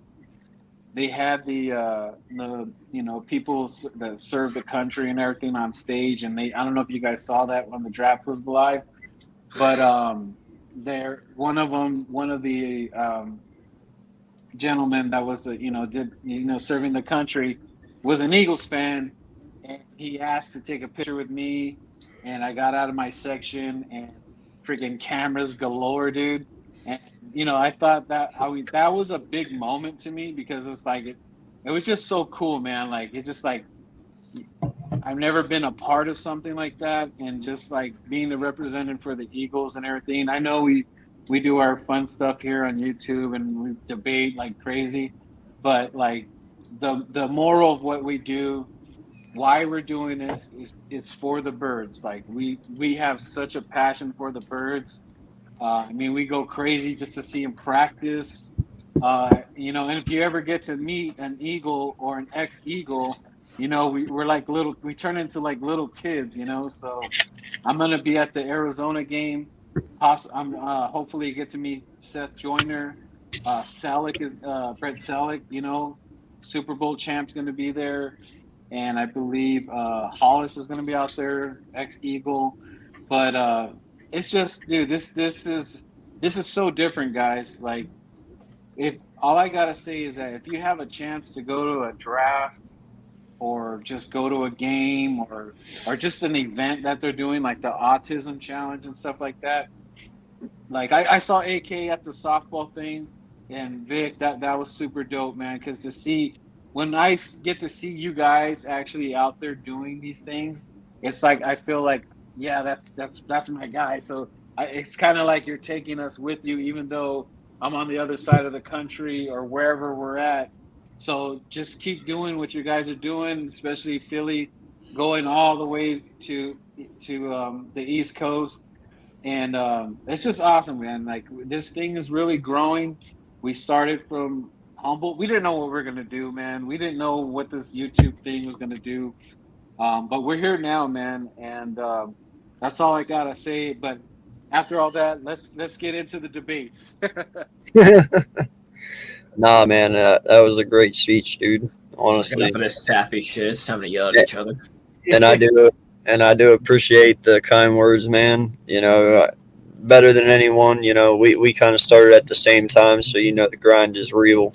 So I appreciate the kind words, bro. Seriously. Yeah, man, and I'm almost at 400, so I can't wait to get there. I'm gonna Keep grinding. I'm gonna introduce a crazy Eagle fan. His name is Matrix. So once I do get to the 400, I'm probably giving away 2 jerseys, and they're probably going to be AJ Brown jerseys. So I'm extremely excited, and I can't wait to do that. And I don't know who the lucky winners are going to be, but I just can't wait, man. Well, I already made the announcement on Monday, and I'll do it again. At 1,000 subs, when I was at that celebrity softball game last Saturday, I got the chance to get Darius Slay's autograph a second time, which was cool. Oh. So I got him to sign my hat. I got Jalen Waddle to sign, and then I also got Nakobe Dean to sign it. So at 1,000 subs, I'm gonna give that. So at 1,000 subs, I'm gonna give that hat away to one lucky winner. I called dibs on the Slay one. Bullshit. No, they're all 3 on one hat. So They're whoever all on one. gets it. Well, So I already told him $50 PayPal. no. I already called dibs on it. Philly Since Mike's it in could the be a building, one of the goats. What's up, Philly, Mike? Appreciate you, man. Philly Mike, what's good? What's good, man? But the reason that I'm doing that is not to get to 1,000 subs fast, but it's like Birdman said, it's kind of giving back to people a little bit, because we work our asses off to do this, we really do, and we wouldn't do it if it wasn't for people supporting us. There's no reason to do this just to talk to 0 people, but because you guys are in here and you support us and you make it happen, it's kind of my way of giving back to the community for helping me be who I am. Like for instance, 2 years ago, I would have never been able to do what I did for my boy here next to me whenever he was going through his tough time, because I didn't have this platform. Never, ever would I have been able to do that. So as long as I hold my platform, I'm going to use my platform for good. And if that means giving back just a little bit, to just whether it's to give somebody a smile for one day or just make somebody's life easier for one day, then that's what I'm going to do, man. I gotta earn it, Richie. Yeah, no, fuck that. That's right. Also- He's got to earn it. AK, Y'all know correct me if I'm y'all know wrong. how much I love slaying. I don't know how much man. this has changed, but I remember probably about a year and a half ago, so I know it's going back. Didn't you mention something about also giving away? I think it was like a Bulls blanket that was hanging on your wall, and then also like a Jordan jersey or whatever. You asshole. No, I thought I could get away with it. No, I said something about giving my signed Michael Jordan jersey away, but I don't have didn't to remember it was signed. I just remember the Yeah. blanket. I thought. No, you I was talking about that, but no, I'm not doing that, man. I'm just gonna give away the hat, like I said. I don't know. There's some people out there with their Nakobe Dean autographs, but not everybody. Delete the stream after this. We gotta erase that evidence. But not everybody got the chance to get his autograph, because in all honesty, man, that celebrity softball game, it was really hard. Just to get 3 alone was it was hard. Like, I'm not gonna lie, dude. I had to Heisman a couple little kids just to get Nakobe Dean's autograph. I felt really bad. I stiff armed the shit out of some little kids for that shit. Oh, I worked love the Kobe. Bro, that kid's still in the stands right now. After a This is hold on. Hold on, quick. Where's my clip at? That's what I would have done. That's Where's what I that cake? Here's that cake trying to get the autographs right here.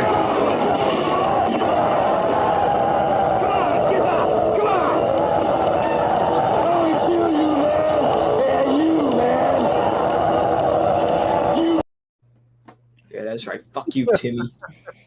This is my hat. Oh my goodness. No lie, man. And all of a sudden, our ref goes, Taunting. 15-yard penalty. Go back 15 bleachers. AK stiff arms the little kid. The little kid kicks AK in the shin, and then the little kid gets in trouble because he gets caught by his parent. Yeah. No, I do Charlie just ran remember for that, insults man. and And shout out to Philly Mike. Honestly, he's been a very big supporter of mine since I started. So appreciate you, dude. Seriously.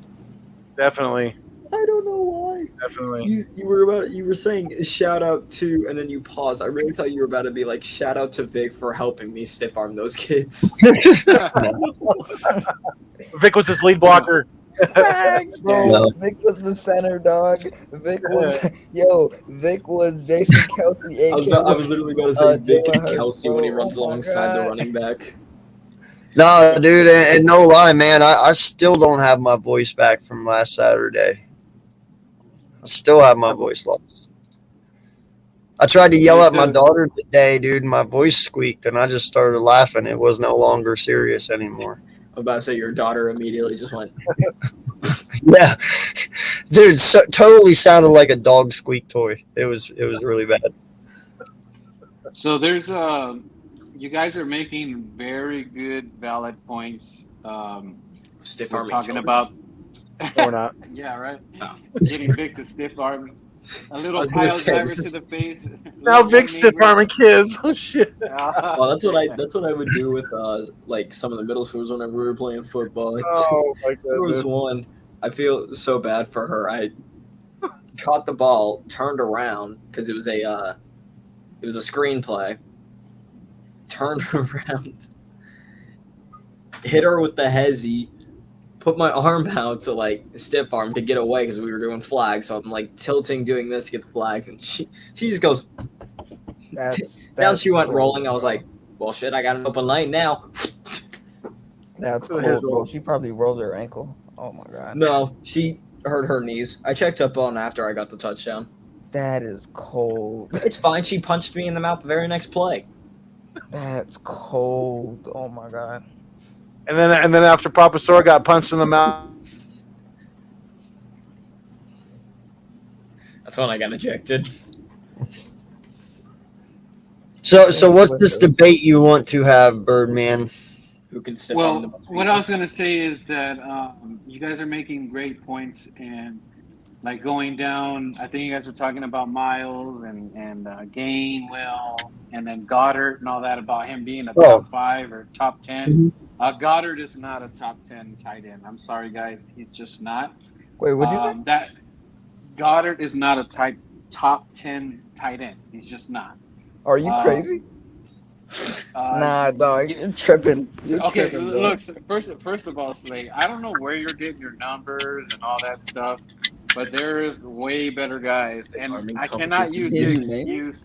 I cannot excuse the fact that the Ertz thing or whatever. It is what it is at this point, and he has to either put up or shut up with the numbers this year, and he can't have a case of the dropsies anymore. That's over with.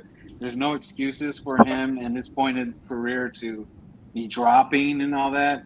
As far as him blocking, I'm not gonna go crazy and say he's like the best blocker out there. I guess he's okay, but there he can improve on that.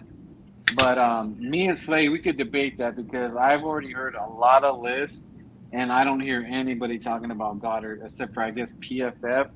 But PFF just came out with the list for the top 30 coaches or whatever. And I don't know if you guys heard that list, but it's terrible. Yeah, they didn't have McVay in the top 10. Yeah, and then They had Kingsbury over a lot of good coaches. right. And another thing too, Foothills, is that they're making these lists again, naming it twice, and I think it's our boy. Is it Chris Sims going at it again with these stupid bonehead? I don't even think he has Jalen in a good place. I mean, he's at it again. What other analysts? There's been some bad analysts just like totally just disregarding the Eagles, period, which is fine, but you got to do it within reason. Yeah, but dude, saying Dallas Goddard is not a Yeah, top you're 10 tight end is very, very, very disrespectful. You're bugging. No, Like I don't think so though. AK, but he had. You can't. Now you got to remember he didn't play the full enchilada. He was throwing in like I don't know what the plays were, but Ertz was still on this team, so it's like I'm basing it off of that. It's not. It's not. I know it's not fair, but it is what it is at this point. He has a chance to, be a top 10, but he just is not a top 10 for me. Like, Oh, Yeah, okay, so give me your top 10 then, please. yeah, because I can name. Then what's going on, tight Sports ends. with Coma? How you doing, sir? I actually, I mean, I don't have the. Oh, come I on. don't even have. I got you. I don't I even got Come you. on, have a nerd top. man. You want to talk that smack about Mr. Oh, shit. Chris Sims? Yeah, I'm in the building, MFer. That's right. Come on, bring it. What I are you got you. smoking these days? What are you smoking these days? I Okay. gotta know. Wait, hold up. Whatever I'm smoking it out of your mom's beehole. Oh crazy. man, All right. you better So, calm down, man. Oh, Birdman, Yeah. Mark Andrews, Travis Kelce, Kittle are all better than him. Waller's better than him. Pitts, you can make the argument. Wait. Before you even get Pitts, you better put. I can still start in the NFL. You all know Gronk, that, you right? better put Gronk. You better put Gronk right there before you. No, even say right Pitts. now Gronk is not better than him. Is that Alvin? No, Wait. no, bro. Wait, Gronk are you is not are you better rating? than Goddard? Right now, Gronk is not better than Goddard. I said Oh, right now. stop it! You gotta No, stop. because I'm a you have better to look. tight end than all those guys, and I didn't You even have to look play at it the this way. position. You got to look at it this way. Goddard, Come on, if you're Slade. talking about what he did last year and coming into this season, with the addition of AJ Brown, it's gonna add more yards for Goddard because whenever you pick up the top off the field for AJ Brown to work, you're gonna beat him on the 9 ball. Slate. So it's gonna help 1 out Devontae of Smith 3. get open down the field and Goddard get open in the middle. So that's where the 1,200 yards comes from. Goddard was dropping 1 out of 3, bro. Is Gronk dropping that amount? I don't think so. But you know where Jalen Hurts' favorite spot to throw to, right? Is In the ground? nah, the middle. That's true. The middle of the field, and guess who's So always who- in the okay. middle of the field? Okay, Slay, answer this. Is it Jalen's fault? Or is it Goddard's fault? What the hell is that? Wait, go ahead. Say that again. Is it Jalen's fault? Or is that Goddard's fault for the case of the dropsies? Jalen's. Okay, I'll Jalen's? put it this way. Goddard, Who the I fuck? Did I think stutter? with some of the drops, I think it was more on Goddard and on Hurts. It was 50-50 because Goddard in that Washington game, that was definitely on him. No excuse. Again, There's no way he wrong dropped game. it. It's the Giants game. I keep telling you this. And, Pick a but you side, have to look at Slay. it Come this way. on. Stop being Birdman, so politically like Papa correct. Soar said. Pick a side. It's not Remember the Giants 50-50. Whose fault was it? Remember the Giants game? Goddard was Clearly wide you open in the don't. back of the end zone. He was wide open in the back of the end zone. Hurts didn't see it. Oh, okay. Hey, Slay, I love that you brought that in. Okay, now listen. Jalen Hurts gave us a nice story on why he did not see Dallas Goddard. I could give a rat's ass about what play it was and what we're running and we'll cover this, cover that. If you cannot see a wide open dude, that is a problem, Jalen. It's not about, oh, you're supposed to do this and supposed to do that. You cannot. You even did that in the Raiders game, and that was you're missing wide open dudes. So, but when the ball was thrown to him, he's turning his body before he's even finishing the catch. That's Dallas. Yeah, he has that problem. So he has to clean it up, guys. I'm not saying he But- can't be a top 10, but he's got to show it, dude. Okay, but I still don't know 10. A Kelsey, Kittle, Andrews, Waller, Pitts, you can make the argument, but I'm not gonna say Gesicki. Gesicki's good. Hawkinson is good. I like Noah Fant. I like Hunter Henry. I like guys like that. Dawson Knox and Schultz. I like them a lot too, but Hey, they're not better than Goddard, and I'm gonna stand on that. Like Goddard is Yeah. what you call an overall tight end. Like, and I get that he has a problem with before he even catches the ball, he's trying to take off. A lot of people have that problem. It comes from the You receivers. you That's why don't we think don't like you those. don't think you don't think Hawkinson is the better tight end than Dallas Goddard? No, I like Hawkinson, but Hawkinson is not better than Goddard. I disagree with that. Well, Hawkinson why is is Bro, Hawkinson say better? you say you. Hawk, I know you didn't put him in the same boat as George Kittle. Them, you didn't put him in the same No, boat. hell no. Okay, Goddard okay. is I'm just making 5. sure. Goddard is uh, 5. I'm just making He's sure. I trying can't. I don't. to. Yeah, No, He's I wouldn't trying to. Goddard bring is them up. I 5. wouldn't bring them up in this conversation. Kittle is on another stratosphere from Goddard. Kittle and Kelsey, I wouldn't bring Goddard into that conversation at all. Not Kittle and Kelsey, I wouldn't do it. But the other I guys, And mean, I'm not saying I I'm mean, not saying you I, can't make the argument for TJ Hawkinson. I just don't think he's better than No, I I mean, just go ahead. I like just being honest, right? Like if you look at the top tight ends that do everything in the NFL, like you have Hawkinson is disgusting. He just played for the Detroit Lions. Let's keep it 100. Noah Fant that played for Denver, who just got traded. Noah Fant is disgusting as well. Like he just had Locke as his quarterback. Mhm. I just look at it like Dallas got like when you get into these top 10 conversations, it's football. It's 11-on-11 football. Like there's a lot of things to be factored into that. Like it's hard to say. You can't look at individual attributes and say he's TJ Hawkinson and Noah Fant to me are just better players overall. They don't have the drops. They don't have that. They don't have Noah Fant is not better than Goddard. that. Have you watched Noah Fant play? I have watched Noah Fant, but he's not. I guarantee you, if you sit down and watch every game of Noah Fant and Dallas Goddard play, I you could watched not the definitively Broncos say last Dallas year. Goddard is. I know what his catch radius is. He's just not a better overall player than Goddard. I think Slade, do you know Goddard's agent or something? Because you just way over with the Goddard thing, man. Way too much love. Dude, he's an overall tight end. I mean, listen. And let's keep it completely 100. I think Goddard is more athletic than Dalton Schultz. He didn't have a better season than Dalton Schultz. It's not always about the no. It's not about the numbers. Yeah. Right? Like these guys are better players. I'm not saying like Dallas Goddard is better than Dalton Schultz, the athlete. Yep. But it ain't about the numbers. Noah Fant and TJ Hawkinson are better overall tight ends. How is Noah Fant a better overall tight end though? Have you not seen him play? No. Yes, Noah I Fant is have. an animal. Broncos. Noah Fant is an animal. Look at Slade's he's an hating. animal. Slade is hating. Slade No. is being unrealistic. How? You are, man.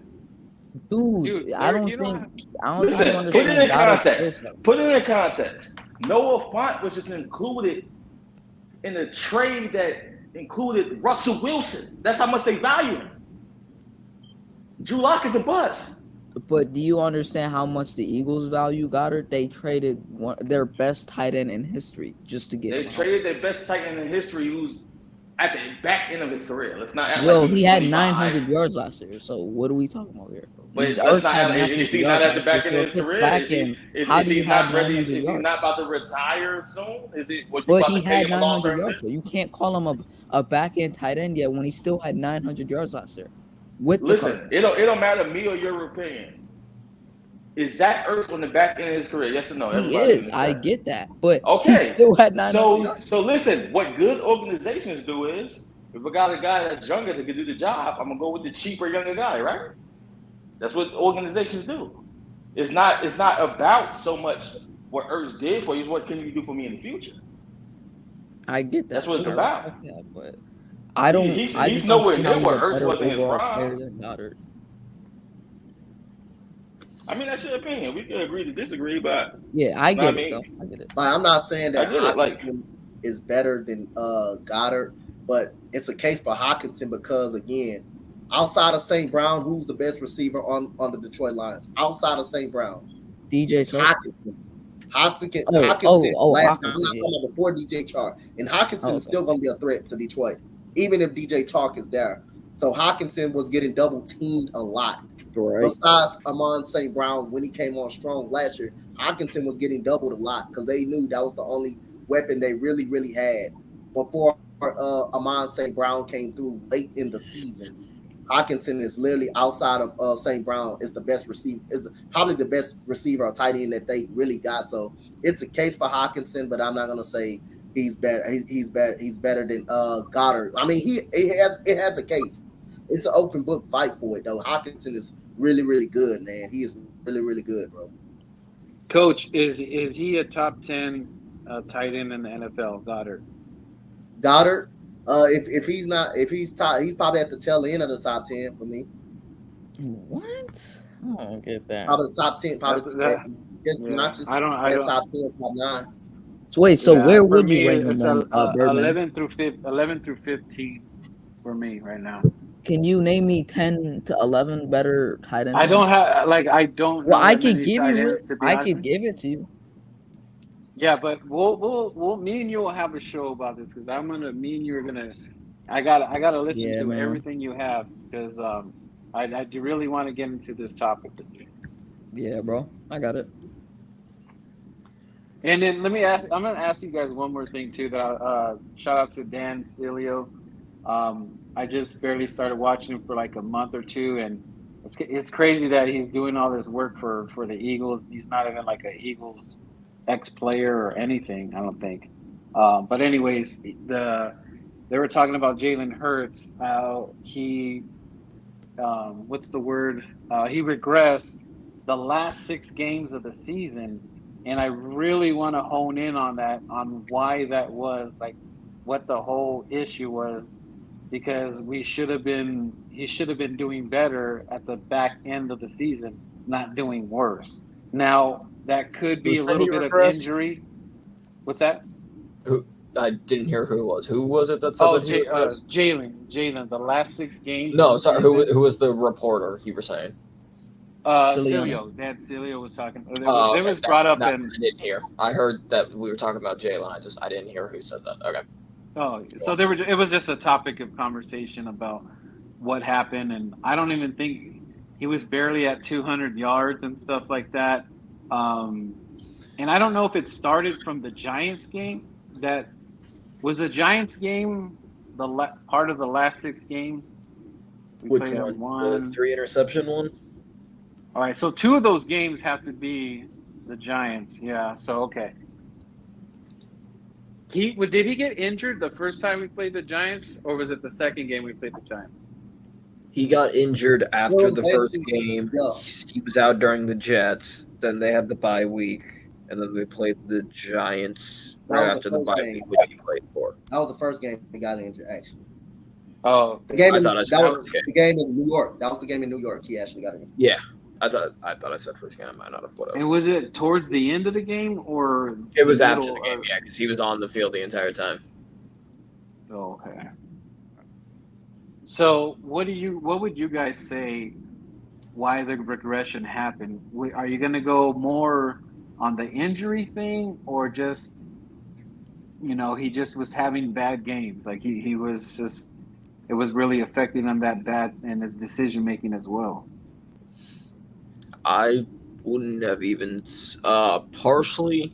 I'll go with injury because there would be some plays where you would see, and AK and I have had this conversation too. Like in Tampa game, there would be some rollouts where you would see he was definitely putting strain on the on like his left ankle.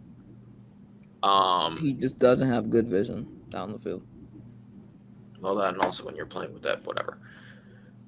I wouldn't have even said he regressed. I thought some of his best games, yeah, sure, he may not have had like major yardage. I don't really think that matters, but like the first Washington game, I don't think he went over 200, and I thought that was one of his better games. Second one, I know he did go over 200. Still, I thought that was one of his better games just because of the way he orchestrated the offense.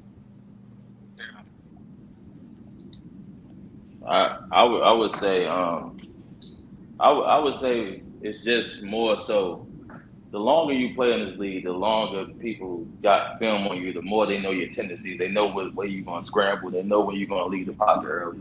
On top of not having the vision and properly reading defenses, the next step for Jalen Hurts would be, okay, knowing to focus on my mechanics, knowing to step up in the pocket, knowing not to bail too early. Like it's like as a young athletic quarterback, they tend to lean on the athleticism more than the mechanics.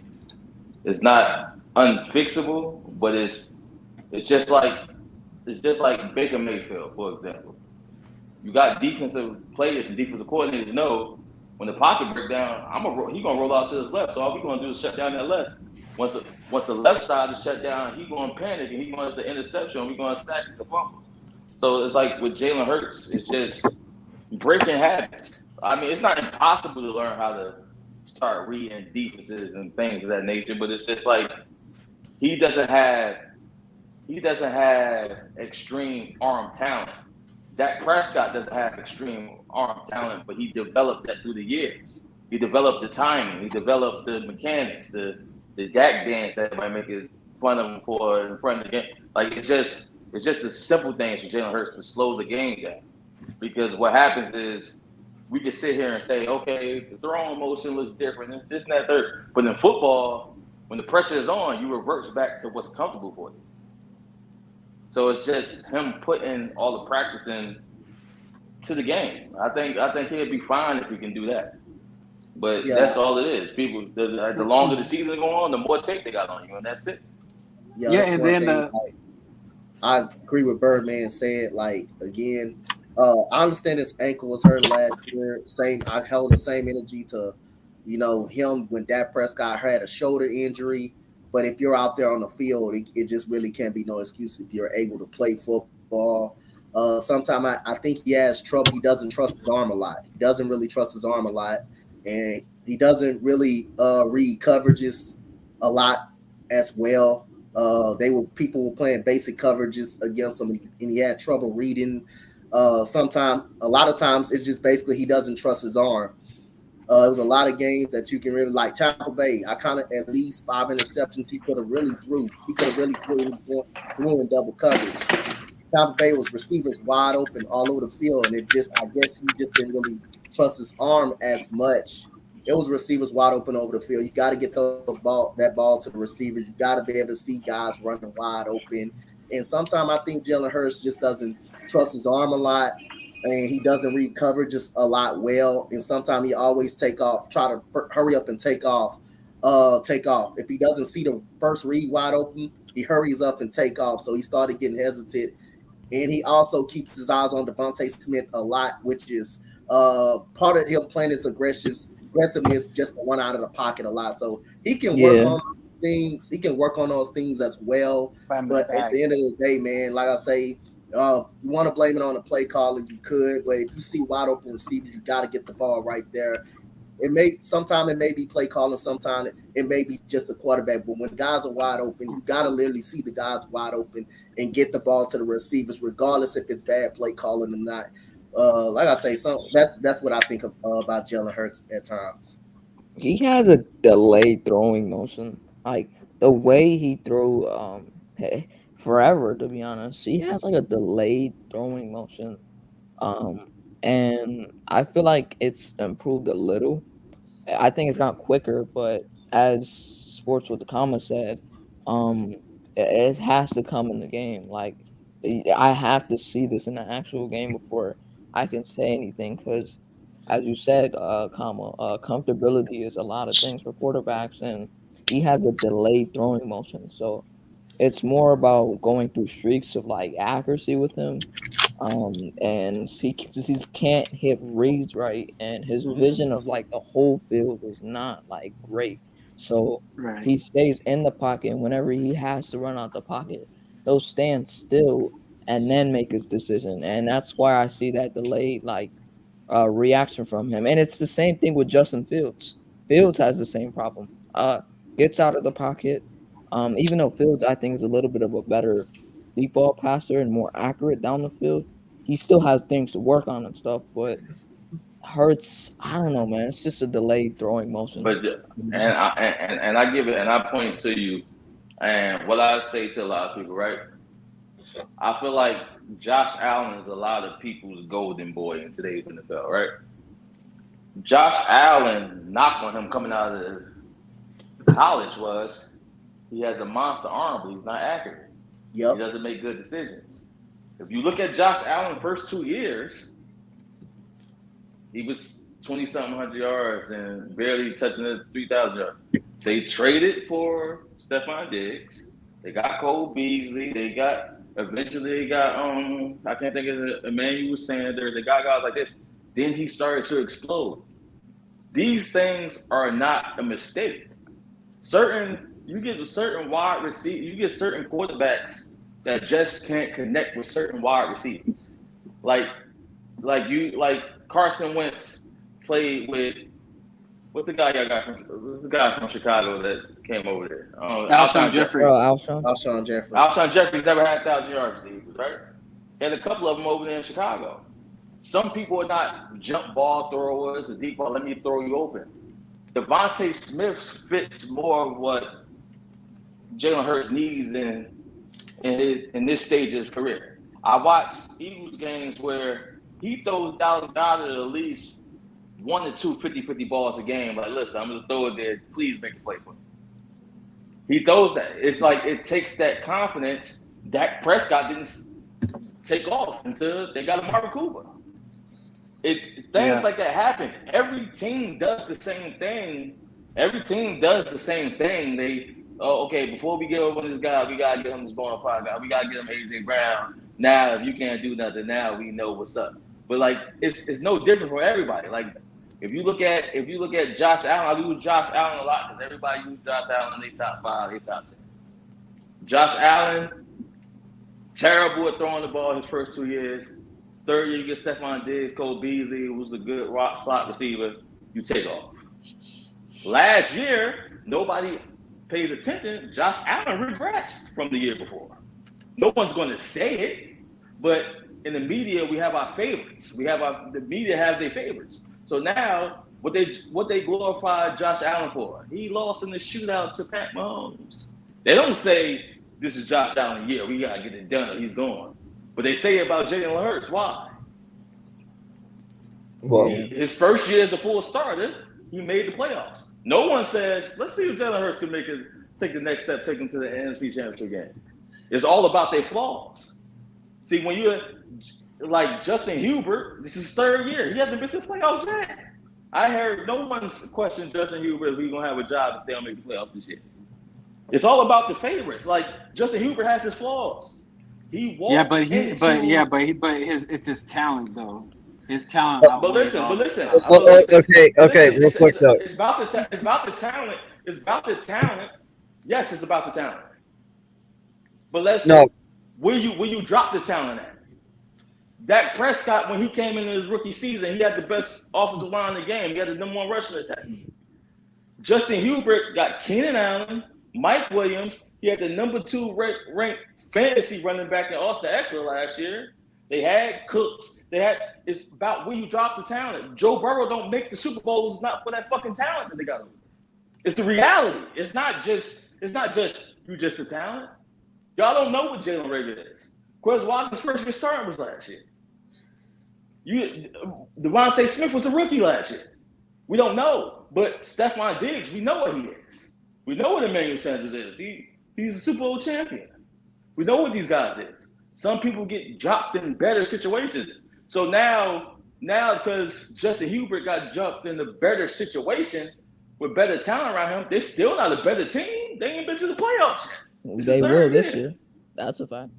I mean, they will this year because why? Because the team got better. Who they traded for? Hey, Sports, Khalil Mack, they got Bosa, they got it's a lot of people. It's NFL, it's a whole team. Yeah. You're an Eagles fan? No, I'm not an Eagles fan. I'm a football fan. Oh, you don't have a team? Fan. I have a team. AK know what my team is. We had conversations before. What's the team, AK? If I told you, you wouldn't believe me. Tell them. Just know I'm the opposite of y'all. Just know that. Yeah. Hope it's not Dallas.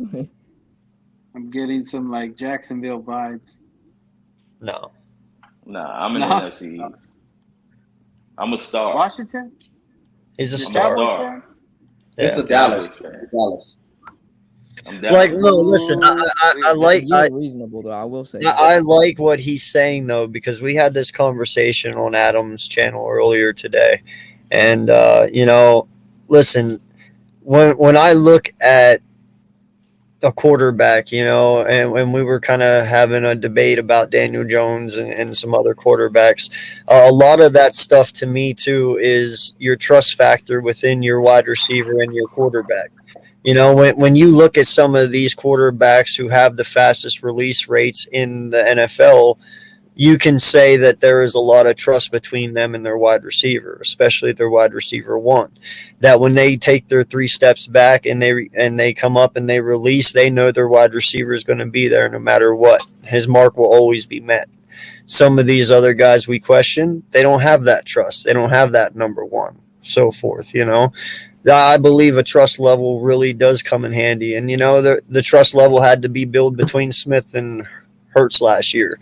It wasn't just going to come overnight. It's like he said, Temple or Rome wasn't built in a day, But when you bring in somebody like AJ Brown and you give him that trust level, because he does trust him and he trusts throwing to him, things can happen, But I look back at his first year starting last year, and if you count just his throwing alone, he had the same amount of touchdowns as Carson Wentz did his rookie year and his first full year starting. He actually had 4,000 all-purpose yards last year. Carson Wentz didn't have that his first year starting. Carson also had 16 interceptions his first year as a rookie. Jalen had 9. And he also had a better completion and passer rating than Carson did his rookie year. Carson started the full year, right? That year? Yes. Oh. And that's what I'm saying. So even though Jalen was in his second year, it was his first full year starting. So I put his first full year up against Carson's rookie year, his first full year starting. Jalen Hurts outdid him. But yet we all backed Wentz and we all rode him out for 5 years. But you know why? That's because we're going to sit here and that's why. Yeah, well, we didn't just do that for Jalen by getting AJ Brown and all these talent. Well, no, we didn't. We didn't sell the farm, but you know what we did for Jalen that we've never done for any other quarterback? We actually gave him a fucking team and something that can truly. Yeah, that's what I'm saying. Like, this does fall on his shoes because of the moves we made, because of the team that we've built. But when it comes down to it, though, man, like, he can't. You have something no other QB has ever had in Philly before. Don't take it for granted. Use it for good. But that's Can I say one thing before I bounce? Go ahead. Mm-hmm. Sorry, Sports. I just want to throw this out there, and I could be wrong, but I want to say that Jordan Howard, once he was brought in off of the bench or wherever, practice squad, wherever the hell he was, I want to say that's when Jalen started to take off, and that's when the running game started to take off. I know it was a lot had to do with Jalen, but Jordan Howard was a big part of that success. And once Jordan Howard got hurt or whatever, it started to tear off. But I want to say when Jordan Howard stepped on the field, it just elevated Jalen, Game, and even Boston. So, well, that was also whenever Shane Steichen started taking over play calling as well. That also had another big factor into the difference in our offense. You could tell a difference between when Nick was calling the first part of the year compared to when Shane took over like week 7. Whenever but did Steichen call for Jordan Howard to be out there? Who made that call? I'm pretty sure it was a collective thing. Like Nick said today, they don't do anything without one another. I'm sure they both, talked about it, but Miles was also injured at that time. They had to go with Jordan. He was the most experienced out of everyone we had, for the most part. Yeah. All right, guys. I appreciate you guys. I'll check you out. Yeah, you too, buddy. Stop in anytime, bro. I'll hit you guys up. Me personally, I think the problem with today's NFL is people don't believe in player development, right? That was his first year start. Agree. Like, that was his first year start. your first year starting shouldn't mimic your third year starting, your second year starting. There's going to be steps. There's going to be growth. Like the problem is everybody's so Joe Burrow wants a Super Bowl his second year. That doesn't happen for everybody. Yeah. Like everybody's so we live in a numbers based society that is like a guy can come on the team. I knew Baker Mayfield wasn't going to be good before he got drafted. I'm just going to say that. Everybody was so happy when he got there because, he broke the rookie touchdown record. A lot of those games was garbage time. They're the Browns. They was getting blown out. So it's you down 7-20, you down 7-27, and you throw a touchdown with 40 seconds left. Now everybody praising you, but because the stats at the end of the day, but it wasn't the reality. He wasn't that good, and he's shown 5 years later he was never that good. He can lead a team. Kind of bring up something right quick, which is I really hate this narrative right here. I gotta say, like, we gotta just stop looking at the quarterback situation so much and critiquing the quarterback so much instead of looking at the surroundings around a player. Like Justin Herbert is a 5,000-yard quarterback passer. He does have Keenan Allen. And let's be real, all quarterbacks need weapons around them, need some type of weapons around them to flourish. But the Chargers defense was 28th in the National Football League and was last against the run. We got to start looking at that. We can't just look at the quarterback all the time and compete them because of their defenses not being good, their offensive lines not being good. Joe Burrow made the Super Bowl on a terrible offensive line in the 21st defense in the National Football League. So when we critique these quarterbacks, every quarterback needs weapons. Every quarterback needs some type of weapons. And if you take all of these quarterbacks away from their teams, how good are the teams without quarterback play? Now, quarterback is the most important position on the field. On the field, you don't have a quarterback. You don't have to have that star quarterback, but if you don't have a quarterback that doesn't turn the ball over a lot, you can't go really anywhere. But like I say, what I look at all around. What do they have on the defensive side of the ball? What do they have on the offensive side of the ball? Like, it's in my opinion, I don't like just critiquing a quarterback. Or when this quarterback doesn't make a playoff, it seems like it's his fault because the Chargers defense 29th in the National Football League. That's the reason they actually make like no lie, Dante. Like to get off of that one, to bounce off of it. All the Chargers had to do was hold the Raiders that one game. Remember the Raider game? And then went into overtime, bro. And Justin Herbert battled his ass off. He battled his ass off. He put them in the position to win so many times. Their defense failed him. You're coming into the point when I'm making. So that's what I'm saying. When we're looking at these quarterbacks saying this quarterback is only good because of the weapons. So again, every quarterback needs weapons in the National Football League, but we also got to start looking at what these guys got around them too before we can really start critiquing. Can I ask you a question? Who said the quarterback? Who said the quarterback is only good? I mean, again, you just brought up Justin Herbert because he got Keenan Allen and all that, but you didn't look at their defense, how their defense was. You just brought up Justin Herbert. No, I know. Derwin James was hurt. My exact statement was no one puts the pressure like Justin Herbert was dropped into a good situation offensively. Nobody questions can he get it done. No one questions can he get it done because his numbers. I said my point was, to be quite frank with you, is unfair. They only do that to black quarterbacks. No, if Justin Hubert was in the same situation, like Josh Allen has never won anything. We glorify that guy to the top of the statue. He never won anything.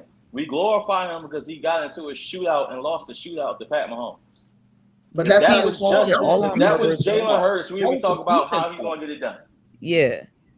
You can't fault it all on Herbert, though, because All Josh Derwin Allen, James that was was his hurt. defense fault. Josh Allen And had the then number one and then ranked you have defense, to and they got understand something. trash. Hold up.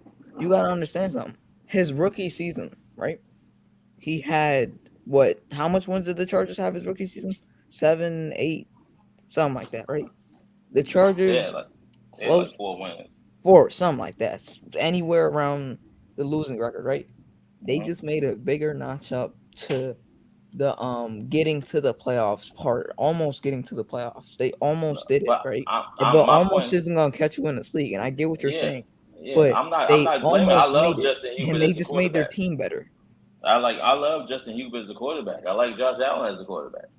My thing is a disparity. Some people, just like you guys just said, some people we sit down and we look at the whole 22 starters. Some people we don't do that for. Some people, could you get it done? I don't give a fuck if y'all was ranked 38th. There's only 32 teams. I don't care if you was ranked 38th in defense. You ain't winning the playoffs. Go home. You a bum. We do that to some people. Deshaun Watson just almost threw for 5,000 yards the year before, and they went 4-12.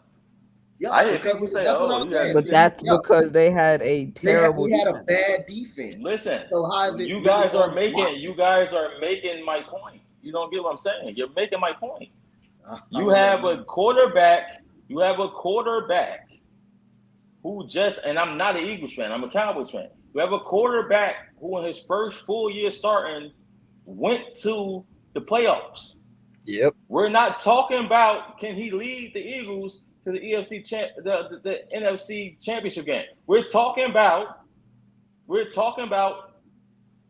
him in particular, his pocket presence. He can't read the defense. You can't do that. We don't do that for Justin Hubert. Justin Hubert just threw 16 interceptions. It don't matter. Of course you're going to have 5,000 yards when you got the weapons. Of course you are. Of course you are. We do that to who we choose to do it to is what my point is. We don't do that for everybody. But Josh Allen just had the worst. Josh Allen just almost had the same completion rate as Jalen Hurts. Nobody talks about that. Why? Because he's the crowd favorite. He was 2% above completion rate as Jalen Hurts. We don't talk about that. For Josh Allen, I've never heard nobody say, you got to win this year, or it's just, yeah, they stack. You got to win this year. That's my point. Y'all, we do it to who we choose to do it to. We don't do it for everybody. It's never going to be fair. We don't do it for everybody else. Like, that's what I'm saying. Aaron Rodgers got number 1 seed 3 straight years, went home the first year. Nobody says, Aaron Rodgers ain't got no more. Is he going to get it done? We don't do that. We pick and choose what quarterbacks we're going to do it. Oh, he ain't good enough. Derek Carr won in his life. Nobody says that about Derek Carr. Like, only person out of all these guys got a ring is Pat Mahomes. Nobody says it about nobody else. That's what I'm saying. I get what you guys are saying, but we pick and choose what quarterbacks we want to beat down every year. But the favorites are going to be the favorites. Justin Hubert could throw 20 interceptions this year. As long as he throws for 4,500 yards, nobody going to say nothing negative. Oh, the organization, look at the injuries. I kind of get what he's talking about, and yeah, Drew understands too. I get what he is saying. There is certain players out there, and in all honesty, sometimes it's not even just quarterbacks, but there is certain players out there that we are way tougher on, and some players we are not. Like for instance, I don't know, there would be a lot of people out there who would say that, like he was saying, Aaron Rodgers completely has underperformed his whole entire career because he's only won 1 Super Bowl. But then, Dante's reaction is, well, look at the team that was around him. Yeah, but he is also great. I don't look Yeah, at yeah, I know. But you can also use his argument that he is a great, great talent. He does make people around him a lot better. So in a way, that excuse is unacceptable because he is Aaron Rodgers. Same way with Tom Brady. They make people better around him, but then you have the people like Justin Herbert and Jalen Hurts and Derek Carr and so forth that you kind of have to put weapons around them to succeed, to where Pat Mahomes and Tom and Aaron and Russ doesn't need as many weapons to succeed, but they get favored over. But you have some of these other people who are favored over other people who I get what he's saying. I do. And AK, not to cut you off, I put No, it you're to you good. like this, right? We're such a bandwagon culture, right? I've been on YouTube, not making videos, but I've been watching YouTube a long time. I've watched hundreds of content creators, right? Up Mhm. until this year, I have never seen anyone put Matthew Stafford in the top 10 quarterbacks. He's in I everybody's have fucking him list in this my year. top 10. He's in everybody's list this year. Yeah. Everybody list. Before the excuse was he played for the Lions. Yeah, Matthew Stafford can't get it done. This, that, that. He's in everyone. Big play Slay. He's in everyone's top 10 this year. Why is that? Well, before that, I I had had him in full my blown top 10. arguments with people when they traded for him. He's a way better quarterback than Jericho. Like he's way better, but he's in everybody's top 10. Everybody flocks to what's now. You can't argue with somebody that he's not a top 10 quarterback. Before But that, I had him in my top 10 too because he made Marvin Jones and he made Kenny Galladay. Kenny Galladay, where is he now? Where is Marvin I mean, Jones? Kenny Galladay been hurt for the past 2 years, so But Kenny Galladay is not gonna elevate anyone, bro. Kenny Galladay is not a guy that's gonna elevate anyone. He got made by Matthew Stafford. Dude, look at his numbers from. I get that he was hurt this year, That but dude even even in the do games for that he almost wasn't, 600, when he 6,000 was yards. playing, he still didn't do good.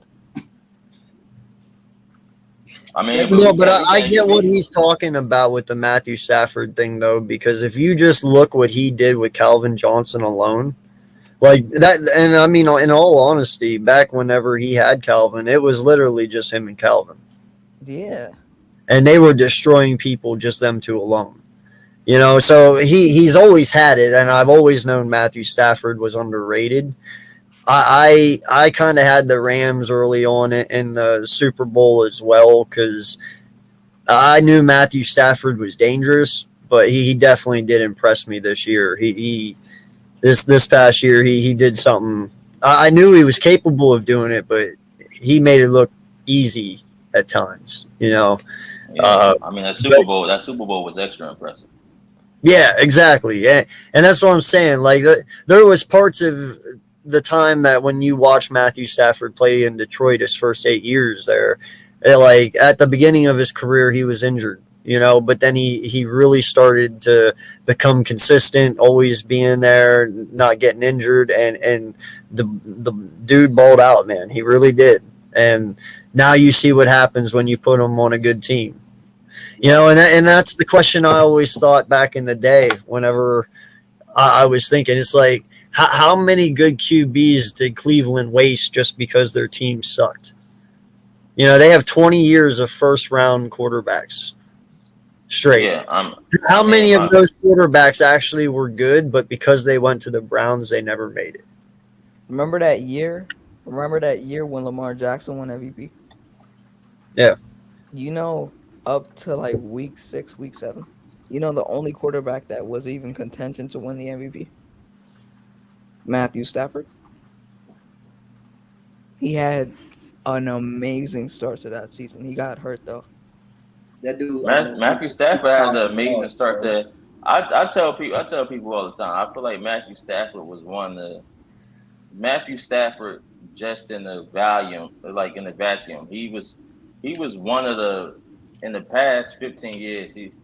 He's one of the most top 5 talented quarterbacks ever drafted. Matthew Stafford can do everything. He can throw from any angle. He can run for first down. Like his arm was always tremendous. He just played for the Lions. He's very consistent, man. He's consistent. But I mean, I'm not a popular opinion guy. I watch games for myself, and I was like, I've been saying that. And then when he traded, I argue with Rams fans like, you tripping? He's way better than Jared Goff. Yep, that was the problem right there. Jared Goff was the right decision. Was actually the right decision. They got a better quarterback when you see the results the first year. You seen the results actually the first year. That was the right move. Goff couldn't elevate his team. Yep. Stafford can. I mean, because what happens? I think what happened with Jared Goff is in the NFL, a great scheme can save you for a couple of years because you could be good enough to make a playoff run. You could be good enough to you could be good enough for a few things, but like what happens is in them big moments, as my quarterback, I need you to drop back and make that key throw in that key window, and you do it. And I think he just kept coming up short in those key moments, and they knew he couldn't do it no more, even after they paid him. So it was like they had to make the deal. Well, and that's kind of brings us to that ultimate question that everybody asks because it's never been done. Can quarterbacks like Jalen Hurts win Super Bowls? Because none of them have ever done it. I mean, you put the right like scheme around him. Yeah, if you put the right team around him and he's fully developed, and you use his talent, you use his talent, his ability, skill set, what he can do, and his strengths of what he can do. Yeah, you can definitely do it. You don't need a superstar quarterback to win a Super Bowl. Trent Dilfer won a Super Bowl with the greatest defense of all time. Joe Flacco. Rex Grossman, how bad he was, still made the Super Bowl with that elite Bears defense. You don't need a superstar quarterback or elite quarterback to make the Super Bowl. It's all about scheme fit and using that person's talent to his ability, using his strength. Well, then in that case, wouldn't the argument be made that Lamar Jackson should already have a Super Bowl then? Lamar is gonna get one someday. It's just not right now. I'm just saying the argument is put out there, and they are right. I mean, NFL analysts are right. Scrambling quarterbacks do not win Super Bowls. No one has ever won one. So when does that chain get broken, and who breaks it? And is it even possible? Because only statistically, pocket passers win Super Bowls. I mean, it all depends on. I mean, people didn't run to that agree, but there wasn't no statue. Like Steve Young wasn't a statue by any stretch of the imagination. Yeah, Russell Wilson at the start of his career. Yeah. Yes, but I'm saying Russell Wilson is also a pocket passer. He can play. I'm talking a traditional scrambling quarterback like Lamar, like Vic, like Jalen Hurts. A traditional scrambling quarterback. Russell can move, but Russell is also a pocket quarterback. But he's also saying these guys need a lot of time too in the NFL. They haven't been in the NFL long, so you really got to give them some time. You really got to actually give them some time. Lamar been in the league how many years? By like 4. He still got some time on his hand. You got Jalen Hurts going in the second year. Even if he don't come close to winning in his 5 years, he still got some time. He still got a lot of time to win it. Yeah. He still got yeah, for sure. Yes, I agree with you. I mean, because it's always going to be like that. Because I think right now we looking at the changes of the guards, so someone's going to have to win it. There's not too many statue quarterbacks left, but it's like a running quarterback is going to have to win it. I think the key to doing that is getting a perfect offensive coordinator that plays to your strength. Like in my opinion, with Jalen Hurts, I would not put too much on his plate year 3. Yes, you paid and AJ Brown and all that, but like you have to. I would still, long as he makes some step forward, you keep working it because Rome wasn't built in a day, as you said, AK. Because it's like you got AJ Brown, right? AJ Brown is the guy who's used to. You got Derrick Henry in the background. So now when the run game is effective, what the linebackers have to do, they step up. What the safeties do, they come closer to the line. He gets behind the linebackers. He gets behind the safeties. Is man to man. You get him more opportunities. So it's like you guys' style of play actually plays well into what AJ Brown does well. So I would still lean heavy on the run game, even though you're gonna throw more naturally because you got more weapons. You still have to make people believe we're running most of the time. Suck the defense up and give him easy windows, and because ultimately what you need to do is build the confidence. Yes. You can't make the throw. You're going to miss the throw 100% of the time that you don't make. It's about building that confidence that later on, week 13, I see that small window. If I put the ball right there, he got it. It's about building that confidence at the end of the day. Like, so you build this confidence slowly, and hopefully he grabs it. Well, and East Coast, I understand, okay, what you're saying, okay, consensus 500 yards rushing, but here's my thing on Russ, man. Russ only runs when he has to run. Okay, he doesn't choose to run. He only runs when he has to, when he's under pressure. He would rather sit in that pocket and throw a football than scramble out and run for 10 yards. That's my the same thing point. with Lamar. No, I can't say that. I'm sure there is times Lamar chooses to run first before he chooses to throw. And in fact, I believe Lamar trusts his legs a lot more than what he trusts his arm. Because In his my legs opinion, now that's the thing though. You know, and that's the same with Jalen Hurts. To a point, I believe Jalen Hurts trusts his legs more than he trusts his arm. And that's okay. There's certain Vic was the same fucking way, and Vic had a cannon. But Vic trusted his legs 10 times more in Atlanta than he did his arm. He only started trusting his arm later in his career when he got out of prison and came to us. That's why he said in that one interview, if I knew what I knew in Philly, what I knew in Atlanta, no one would have ever stopped me. That's true. Lamar always tries to feed his weapons first before he takes off. It's the same way with him too. Michael Vick is definitely a scrambler, especially in the first part of his career. He only became a pocket passer later on in his career when he was in Philly. Lamar wants to feed every player on his team before he even takes off. He only runs when he has to, in my opinion. I think it's the same thing with him, to be honest. Some of the play calling is built around Lamar to even run too, though. Exactly. Yes. Yeah. But Mark Ingram himself said that Lamar Jackson runs when he has to. Yes, but they also have designed QB runs for Lamar. Yeah, but that's not like on the exact same team as him, so he knows him the most. That's not his fault that he got design runs, though. Like that's not his fault. But that's in the playbook. I get that. That's his talent. That's just they using his talent. They using his talent to run. They using his talent. So he's agile, he's fast. I get that, but most of the game is he running or is he throwing? In my opinion, like dude, he has games where he has. Look, if you look at that Bengals game a couple years ago, he had a whole bunch of rushing yards, right? But he came off of like 1 or 2 runs because he has those big play runs. But most of the game, he's throwing, he's dropping. See, this is what I'm talking about, and this is what Coleman was talking about. Y'all take this shit a little bit too serious because when I sit here and I say he trusts his legs more than his arm, I'm not saying that his arm is bad, and I'm not saying he's a bad thrower. I understand the man can throw the ball. But I'm telling you, if it comes down to running and passing, Lamar knows when it's his time to run and he runs, dude, he's 100% confident every time he runs. I guarantee you. He's not always 100% confident when he throws. That's my point. I'm not saying he has a bad arm. I'm not saying that he can't throw the football. I know Lamar can throw the football, but he's an excellent runner. That's the same way Vic was.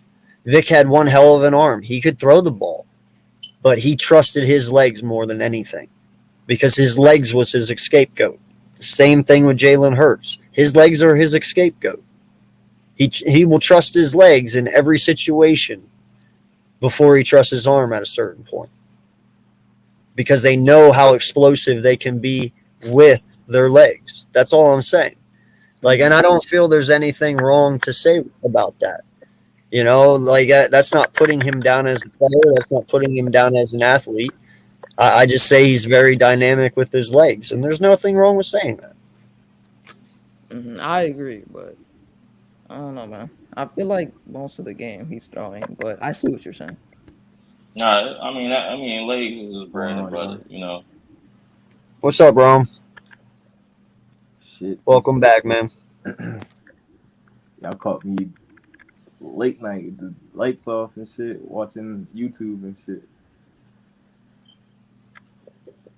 What y'all talking about though?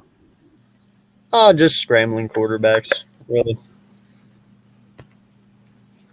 Yes, I'm not I'm disagreeing with that, East Coast. I get it. Russ ran. I'm not saying that he didn't run. I'm just saying that if you would, I guarantee if you would ask Russ, he would. Come on, guys. Seriously, are we really going to have this debate? You don't believe Russ would prefer to sit in the pocket and throw the ball than run? I mean, right now he did, but at the start of his I mean, I career, think it wasn't Russ that is a way. smaller guy. He ain't He trying to take that developed shit. his passing. Yeah, I know over the first 2 3 years of his career, but that he did use his legs. But after that, he developed into a pocket quarterback to where he But only he ran when he won the had to. Super Bowl as a running quarterback, though. He That's the was argument. throwing then too. He was also a pocket quarterback at the same time. Who you guys But talking about? he was more of a runner than a pass first mentality. He developed that as time went on, like really well. Who you talking I about? mean, Lamar? Russell Wilson was a. Russell Wilson, he was a pocket quarterback in college. His knock was he just small. He just was athletic.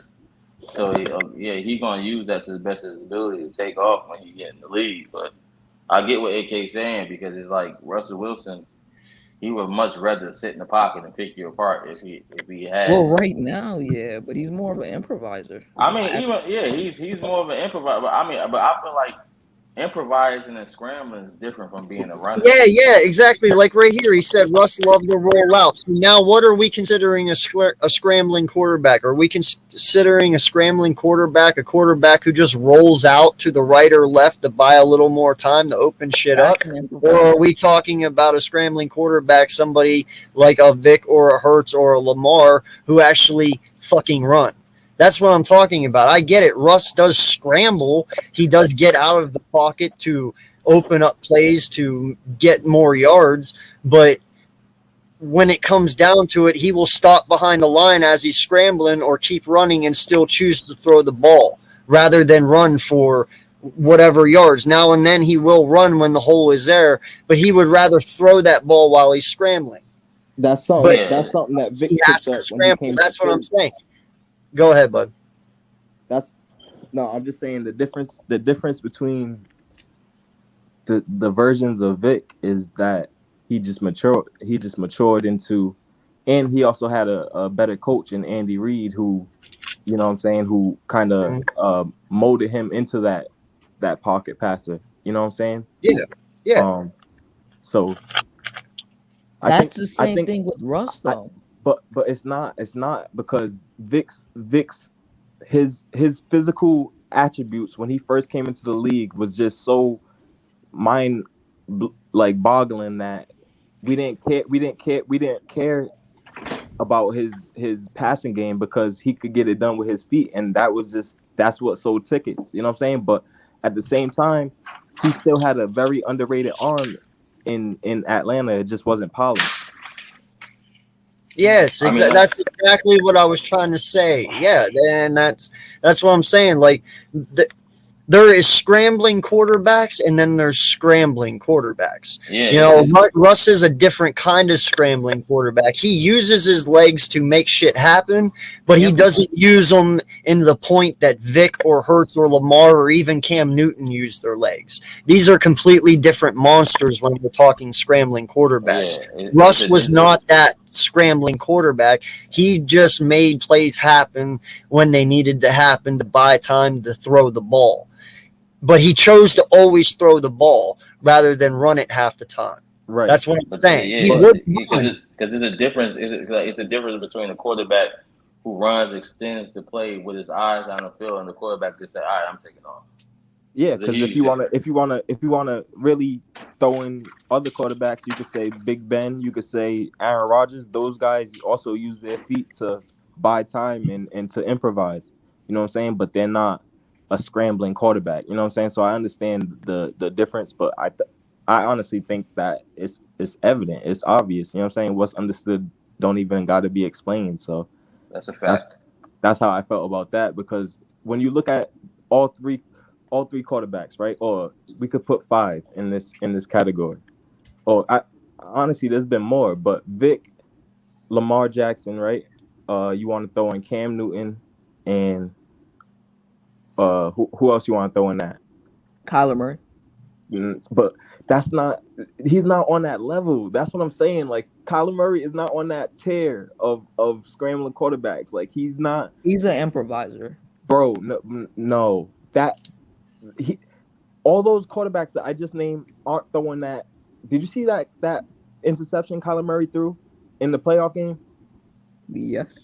They're not doing that. An improvising quarterback is gonna trust their talent and their skill to get out of that play and not cause a detrimental play in that moment. You know what I'm saying? That's what I'm saying when we're talking about levels. Yeah, There's but levels Murray's to. just more drop back. He wants to buy But his do you time and understand make plays what I happen. just explained though right there? Because that's deep though. You know what I'm saying? Like even though he could scramble, like it's not on the same level of a Vic, of a Lamar Jackson, of a fucking Cam, because they're getting loose in that pocket and they're making a play right away. Like Kyler Murray is kind of like helter skelter back there until he finds something, and then you know what I'm saying, he's gonna get But out of there. that's kind of what an improviser is, though. When you roll out and you buy time and you find your I players know, and but make there's plays happen, levels. So that's what I'm an just saying, improviser Kyler is. I That's Murray mean, what is Josh Kyler. them. Allen does best. I say Kyler Murray. Like, well, a lot of people don't see about Kyler Murray. I get what he's saying about that interception because Kyler Murray is another guy that like he can't read the field. He's a 1 or 2 read guy, then he panics. So he either takes off or he's gonna throw a duck in the air. So you know, like if you watch a lot of Kyler Murray games, at least 2 or 3 times a game, he throws a prayer in the air and I hope one forgot of his I'm wide rolling. receivers make it. Kyler Murray is like he's one of those guys, man. Like I get what he's saying, like it's like that Okay. interception he's doing in the Let me ask playoff this game. real quick But question. Donovan McNabb This would have will been be a good one, and I'm glad Coleman's here for it because it's his quarterback.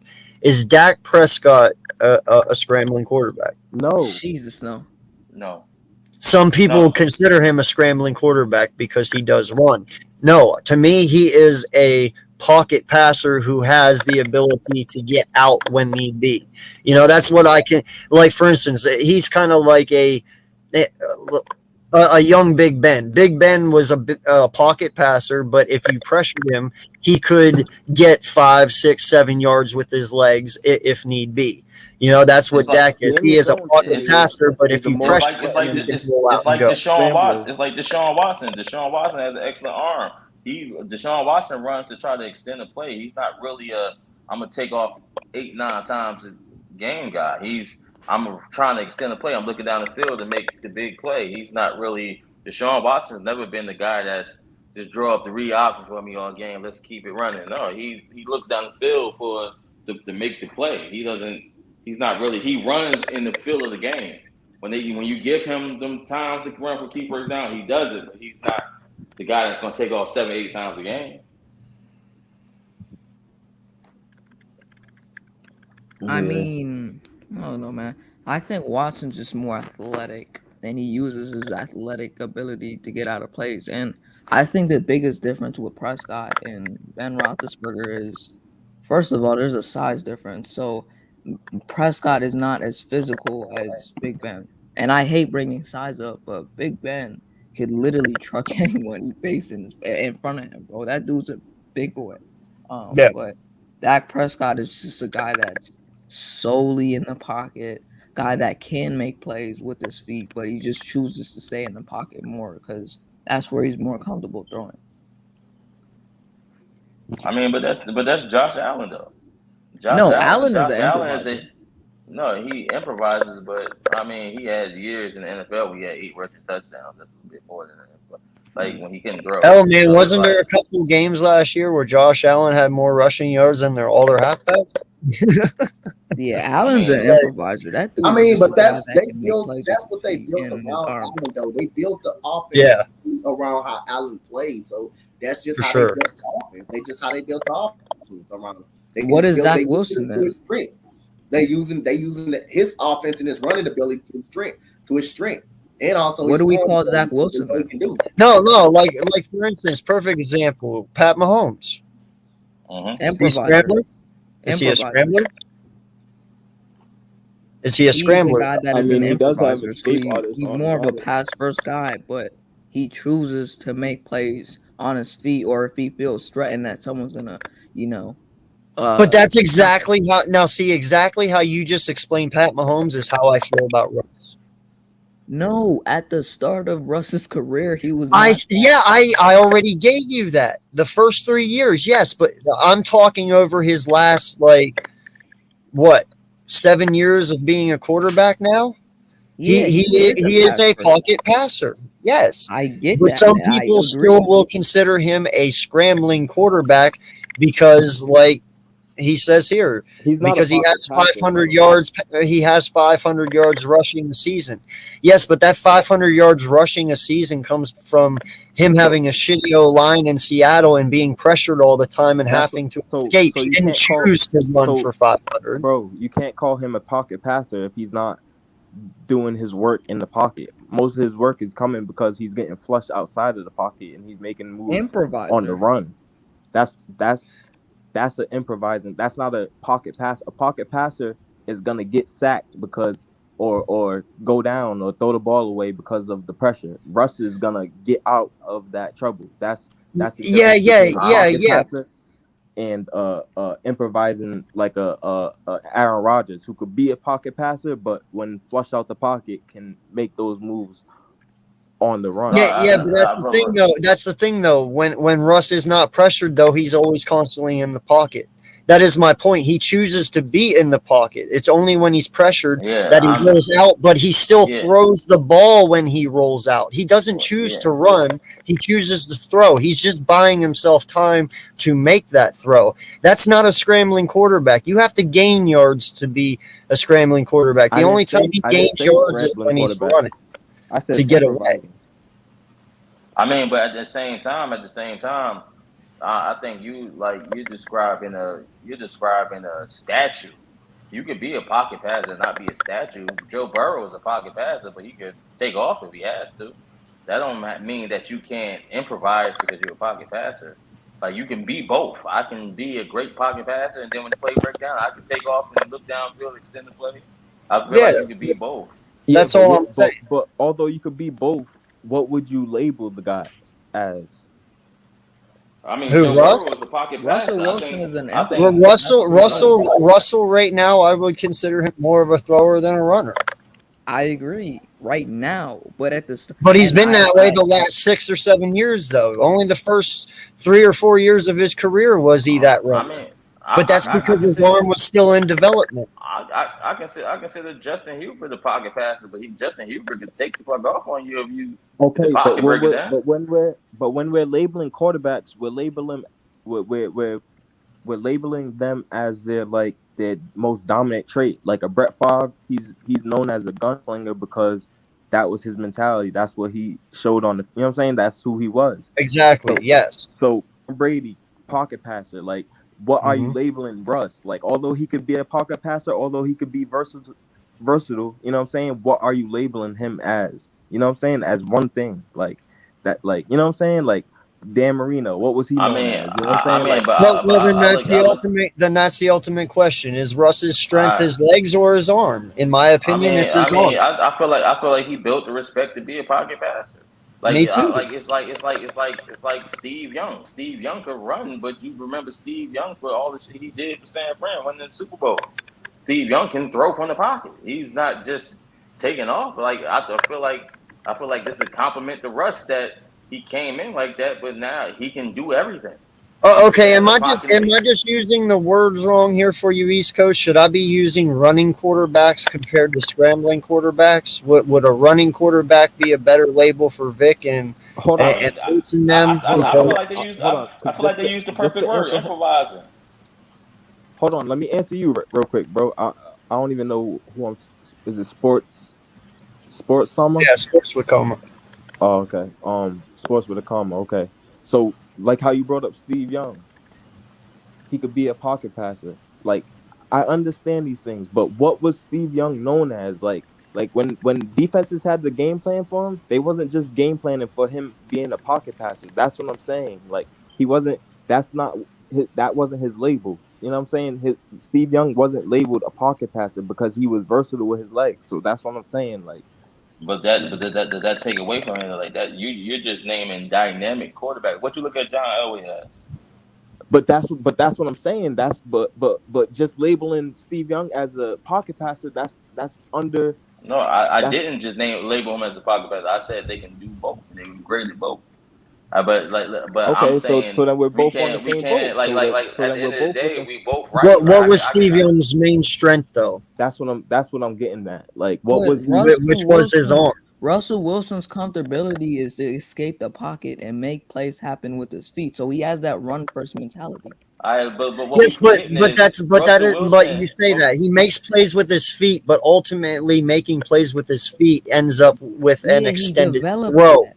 He But developed that, what we but it forget, what we started with forgetting. running, and he added But an listen, element to his game. So but that's what listen, made him but look what like we a forget. complete passing But listen, quarterback and a pocket what passer. But we he's more but of a what runner in his head. He wants to take that's off not true. and do these That's not crazy true. things with his arm and make plays happen on his feet That's and not true. improvise. Well, that's not true. What people forget is Seattle had a terrible offensive line for about 5 years. He had no choice. He had no choice. If you watch Seattle the past five, they was ranked at near the bottom in offensive line for the past 5 years.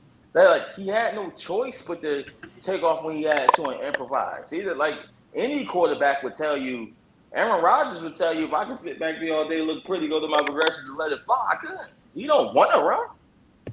He don't want to run every time. Like Pat Mahomes just said it. Pat Mahomes just said it in the little golf thing he had with Tom Brady in it. Now I run, just look for downfield. I ain't trying to get hit. I don't want to run. They all say he got the ability to, but any quarterback would tell you, I would rather be able to sit in the pocket. Lamar Jackson will tell you that. I'd rather be able to sit in the pocket and Let me go through my ask this progressions. question. Let me ask this question real fast. If Russell Wilson would have came to the Eagles this year with AJ Brown and all that, all right, let's just put AJ Brown or let's put Russell Wilson right in this offense right now, just as an example. Do they still run the RPO system with him, or does this automatically become a 3-step drop back and throw the football? Not And all just the time.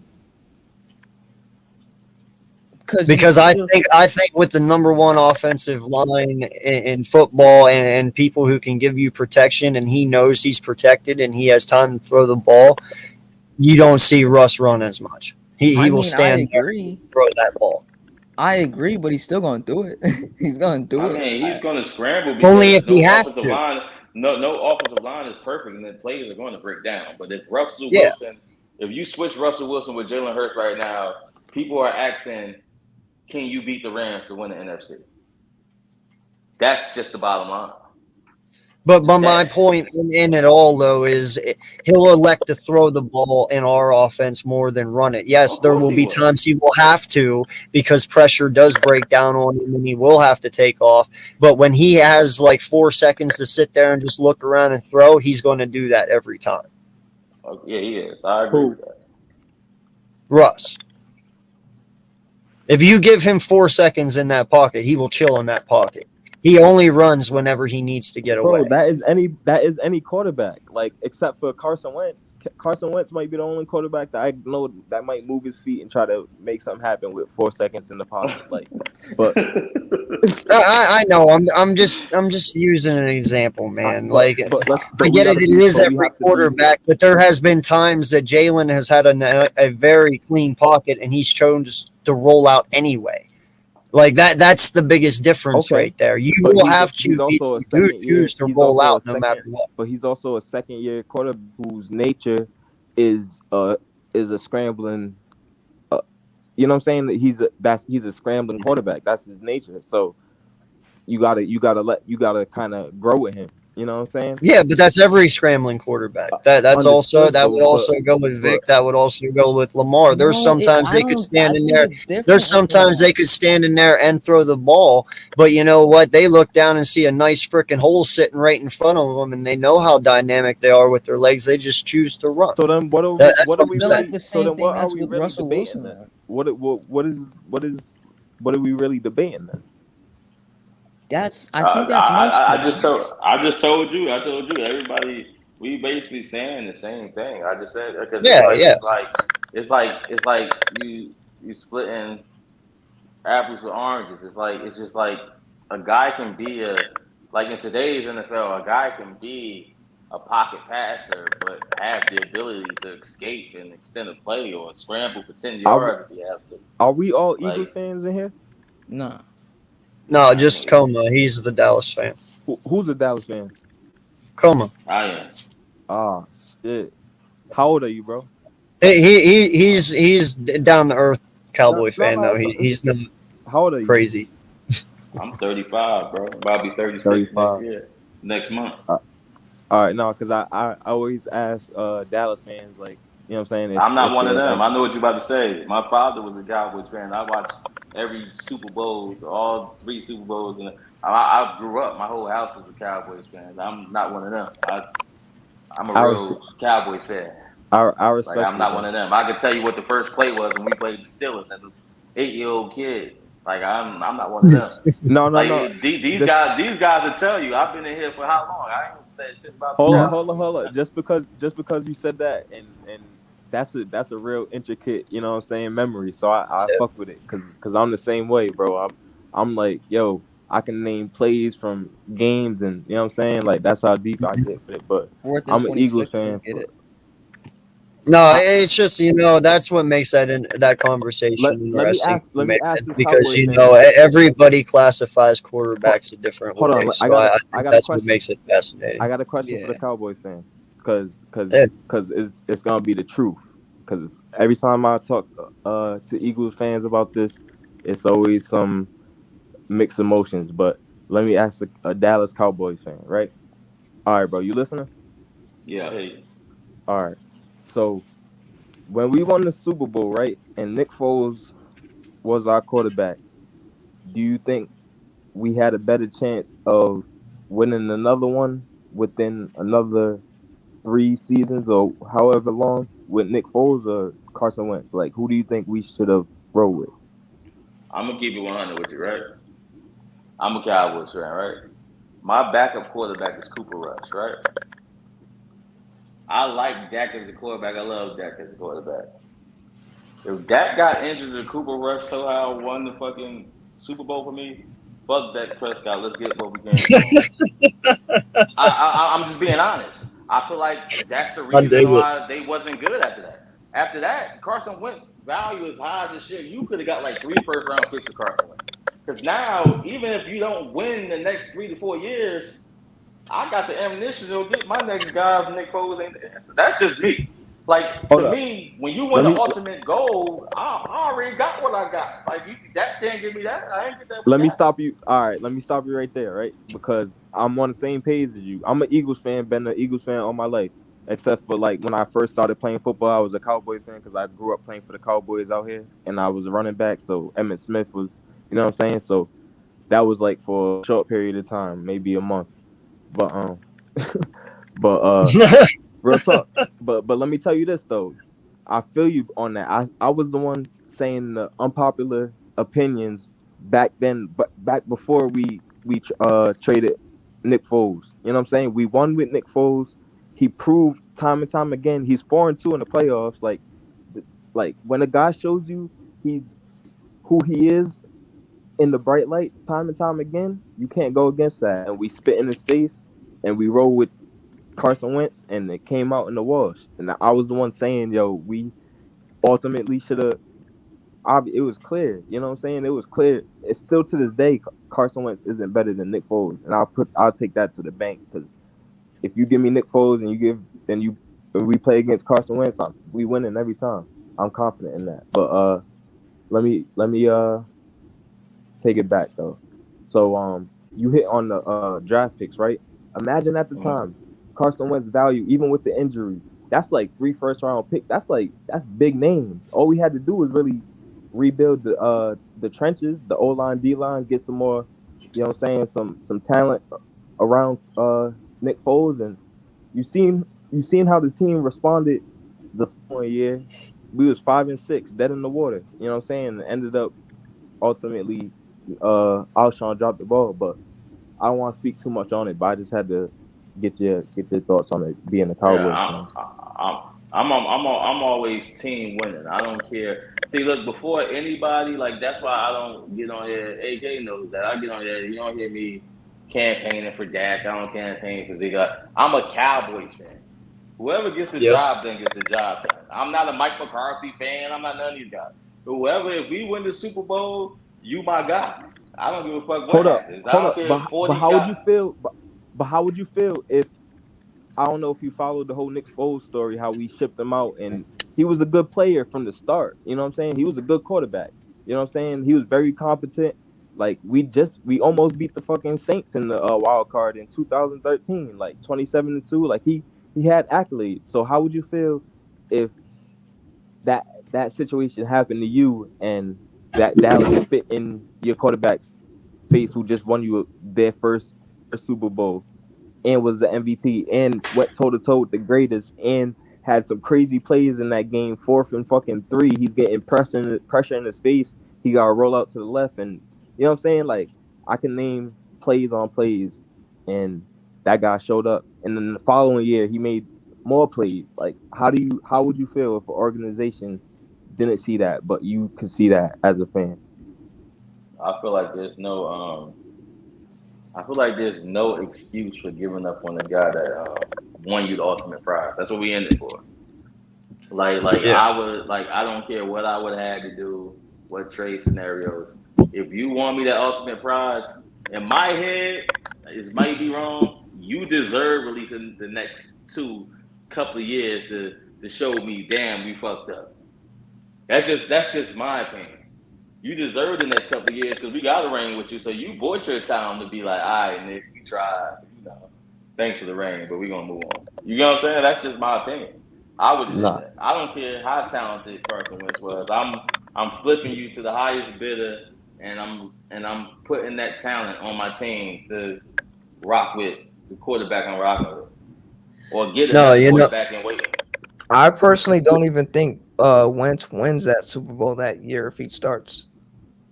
I don't think No, so. like I'm gonna tell you this right now, man. I've never really actually touched on this subject because I wasn't on YouTube back then, and I've never really spoke about it because I don't like talking about it. But since you brought it up, we're gonna do it. First off, I never believed Foles should have been off this team when he was first here. After the year he went 27-2. And then he comes out and then he injures his shoulder or his collarbone and we ship him off. I think we did him wrong that first time anyway. But then when you come back and, you've been through the Rams and, you go to Kansas City and you contemplate retirement and then you come back to Philly and you ultimately do something that no man has ever done before, you got to get your accolades, your pats on your backs, and your props for that. And I honestly thought as soon as he won that, the first thing that went through my mind was, wow, Wentz is fucked. Because I was like, there's no way you can come back from that. I mean, you're MVP of the Super Bowl. You win the Super Bowl. You did something spectacular for Philly, and next thing you know, he's gone. It definitely had me scratching my head. But we still gave Wentz the benefit of the doubt, right? Because that following season, we beat Atlanta in the opener, and then we lose to Tampa Bay, and Nick Foles didn't play that good, and then Carson Wentz comes back week 3, and then we beat the Colts, and then ultimately that led into the. But so Carson Wentz had his chance to prove himself, you know what I'm saying, and then. You just can't let a 5-6 team, and then he takes you to the playoffs, beats the number one. Like no one thought that we would fucking make it to the playoffs to begin with, and then no one thought that we would beat the number one fucking defense in fucking Soldier Field, and then no one thought that we had a chance to go to fucking New Orleans and come out with at least a fighting chance. You know what I'm saying? We should have beaten them, to be honest. No, and I get it, man. I get it, but I don't understand like how people don't see that, like Max Kellerman. Well, and this is exactly what I'm going to tell you, bro. They chose the Ferrari over the Cadillac. All right, in all honesty, because what they saw was Wentz in 2017, and they were truly sitting there saying, "Man, if we can just get that back, if there's some hope in some way that Ferrari's engine did not blow up, we're set." And they looked at Nick Foles and his age, and yeah, he was a veteran quarterback, but can we continue to have the success with him? But the fact was that Foles was the one that was the coachable one. Wentz was not. If you wanted success, you would have went with Foles because Foles followed instructions. He listened to the coaches and he worked with them. A great scheme fit. But he produced though. That's the thing. Yes, he produced, but he produced because he listened. But Wentz thought he was bigger than everyone else, and he thought he knew everything, no, and he his didn't arm need talent. to You coach. gotta you gotta give him his credit as an NFL quarterback. He was making plays on that field. It's more than Oh, him for just. sure, yeah. He was making audibles. He was calling shots. He was the one that said Philly, Philly. Like it's more than him just listening. I hate that narrative because it's bigger than. No. When I say that, man, I mean he's coachable. Yeah, I he's a Like, understand great that's scheme fit. he just sits there and he takes it all in. Like, absolutely. and why he pulled that, and dude, that Super Bowl when he did the Philly thing, man, that's just connection. That's just being one with everyone. That's how deep we were in it. It was a brotherhood. Like I said last night, teams that win Super Bowls, man, it's not about one player anymore. It's about everyone. It's about connecting. It's about But a brotherhood. Like, are you going to die for that guy next to you?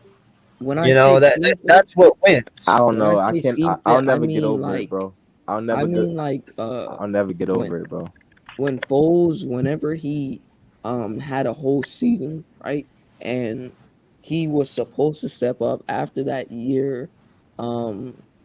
But he won the Super Bowl, right? Of course, when Wentz got hurt, Foles clicked from day one, right?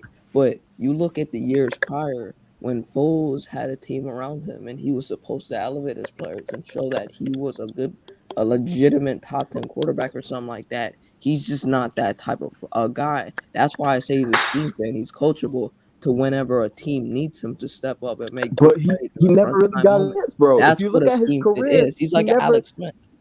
But bro, if you really look at his career, he came in for Vic and then he got hurt a couple times and then you know what I'm saying. But So he had pieces though. That's what schemes like revolve around. bro, Wait, he wait. went 27-2. Wait. Hold up. When you say pieces, are you talking specifically here in Philadelphia, or are you talking other places? I'm saying here and places I'm elsewhere. I'm only speaking of Foles in Philadelphia because I don't And really he care had about him pieces in Philly. elsewhere.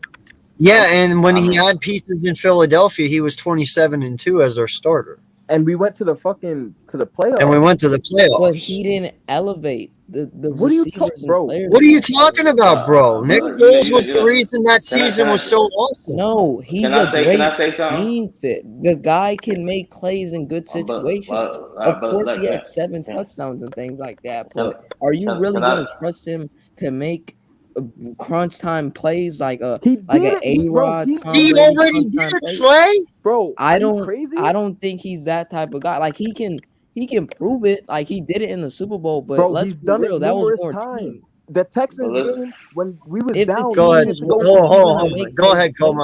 I want to hear. Go ahead, Coma. Go ahead. I hate that term. Me personally, as a football fan, I hate that term of elevating the talent around you. Right? I feel like that's such a overused term because outside of a couple of quarterbacks, who name me a quarterback in the game who really elevates everybody around them, man, Aaron that Rodgers, don't have a Tom bunch of Brady, time. Joe Donovan Burrow, McNabb elevated um, the team around him. But He didn't listen to have what a he great. said, bro. Hey, bro, listen to what he just said. He said Aaron Rodgers, Tom Brady, Justin right? Herbert. He elevates his Those players. Justin Herbert don't elevate nobody. They ain't been to the Deshaun playoffs. What are you Watson elevates elevating? his players. Nah, now you're just throwing out anybody. Come Well, on, Well, bro. listen. I mean, First how off, how when I doesn't say Watson elevate, elevate his players? when I say elevate, Deshaun Watson threw for almost 5,000 yards. And he went 4-12. That's not elevating nobody. When you talking about But when we that say comes with elevate the talent team. around you, And secondly, you can't use Watson. He didn't play last year. Let's just But leave that this one. comes with the team. Listen, No this one's is gonna hold do up. good if Let me their just say team this is real quick. completely depleted. Elevating your team is Foles defined it. The definition of taking a 5-6 team and turning them into a fucking a formidable playoff team. Taking a team that lost their potential MVP quarterback and turning them into Super Bowl winners. That is elevating and But galvanizing if the the troops. team was worse, does he still win that Super Bowl? No. That's what elevating means. Bro, do you not understand but what I who's just doing said? who? But listen, but like I wanna know. You just named Brady and Aaron Rodgers, two of the goats.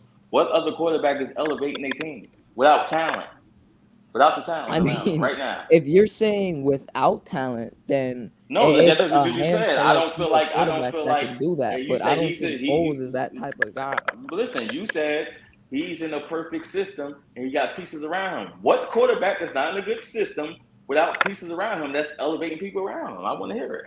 I mean, Well, Watson okay, elevated okay, players like on offense that people didn't know about. Would we be throwing? Now it hasn't been proven yet, but because of the Chiefs losing Tyreek Hill, do we throw Pat Mahomes in this conversation at this point? And I'm gonna tell you why you can't throw Pat Mahomes in that situation. They Okay. were a playoff team before Pat Mahomes with Alex Smith. They were a playoff team.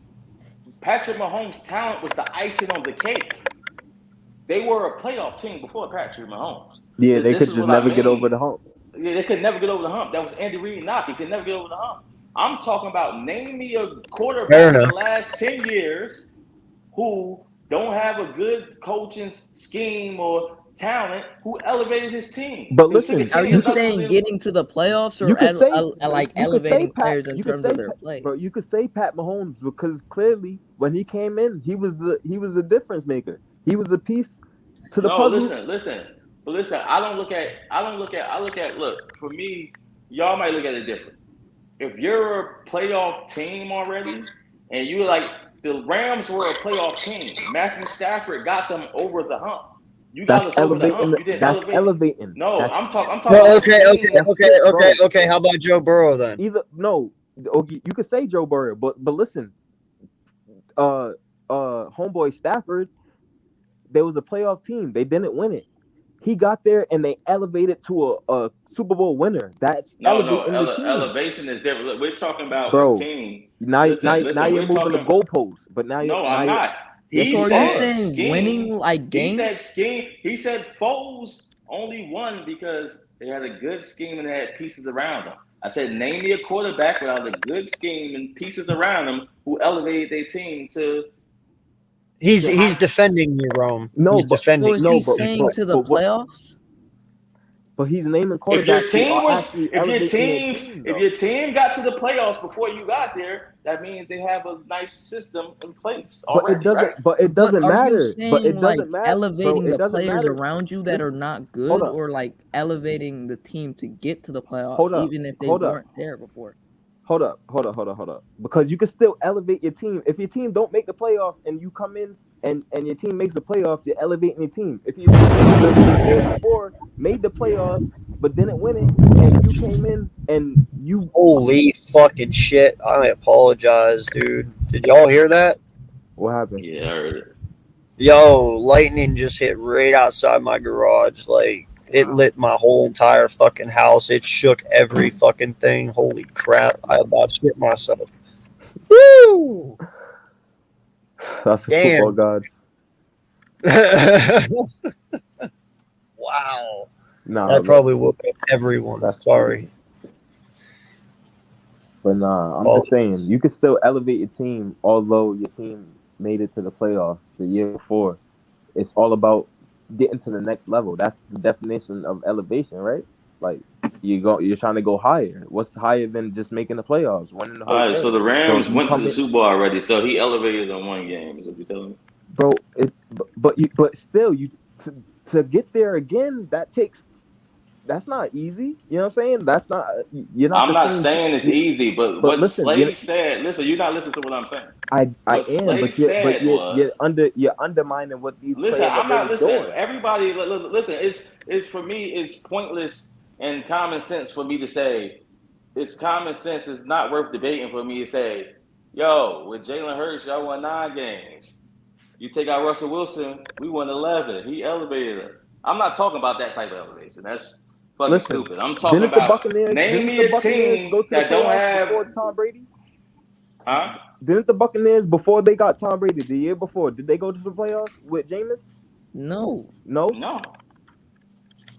And then Tom Brady got him got them there. Because So he's a better quarterback. Tom Brady just got Oh, there. okay. Well, then Once again, we're talking about one of the goats. I'm not talking about. I well, said okay. Then in that term, Joe Burrow works And because Watson works too, because The Watson Bengals were elevates not the in the players. playoffs the year before that, and then Joe Burrow got them to the Super Bowl this past year. AK, So therefore, Joe Burrow works. I'm not denying anything you said, right? But here's Yeah. what it is. Even with the Bengals, did they not have Joe Mixon? Did they not have Kyler Boyd, who had 2 straight 1,000-yard seasons? Did they not have T. I got Higgins? Did one. they not just draft But Jamar you Chase? said I'm talking about weapons. My point was, Slay said, without a good scheme and pieces, okay. I like guess you. folks when they did it. I'm talking about naming a quarterback without a good scheme and pieces. You said, damn, wow, he dragged them to wow. So name me one in the past 10 years. Deshaun Watson. but why They are just we went even 4 and talking about 12. if they But you didn't have, said like, you're what are we really saying talking about? elevating players, meaning he made them better. Who he Bro, made better in that you 4 and 12 season? I get that they went 4 and 12, but you can't deny the fact that their You know defense who? was Do you terrible and he made players around him. Okay, but therefore, do you know who his number 1 wide receiver was in that 4 and 12 season? Brandon Cooks. Go look at Brandon Cook's numbers and talk to me later. Cooks is good, but what did he have around him? You Kiki just said Cooks is Stills, he good. made him. Will Fuller, he Who? made him. Who made Kenny Stills? Kenny Stills got made by Watson even more. He made him better. Okay, all right, okay. I'm sorry, bro. Kenny Stills. All right, listen, guys. Listen, I really want to continue doing know, this, and maybe I'll throw a live up tomorrow where we can continue this conversation. But I gotta get to sleep, man. It is 1:35 in the morning here. All right, man. Good talk, man. But no, I definitely love the energy and the talk. Like I said, that's what makes it awesome because everyone has a different opinion and outlook on things. And, you know, I'm always down to hear them. So, Yeah. but no, I do appreciate you guys a lot. Thank you. No Alright, doubt. bro. You have a great night, AK. I'm gonna rock with y'all. Y'all be Peace out, smooth. Rob. All right. Yo, thanks for coming on, Rom. Yo, so appreciate you guys coming in. That's another episode of the East Meets West. And I hope you all have a great night and be safe. And I'll see you all later.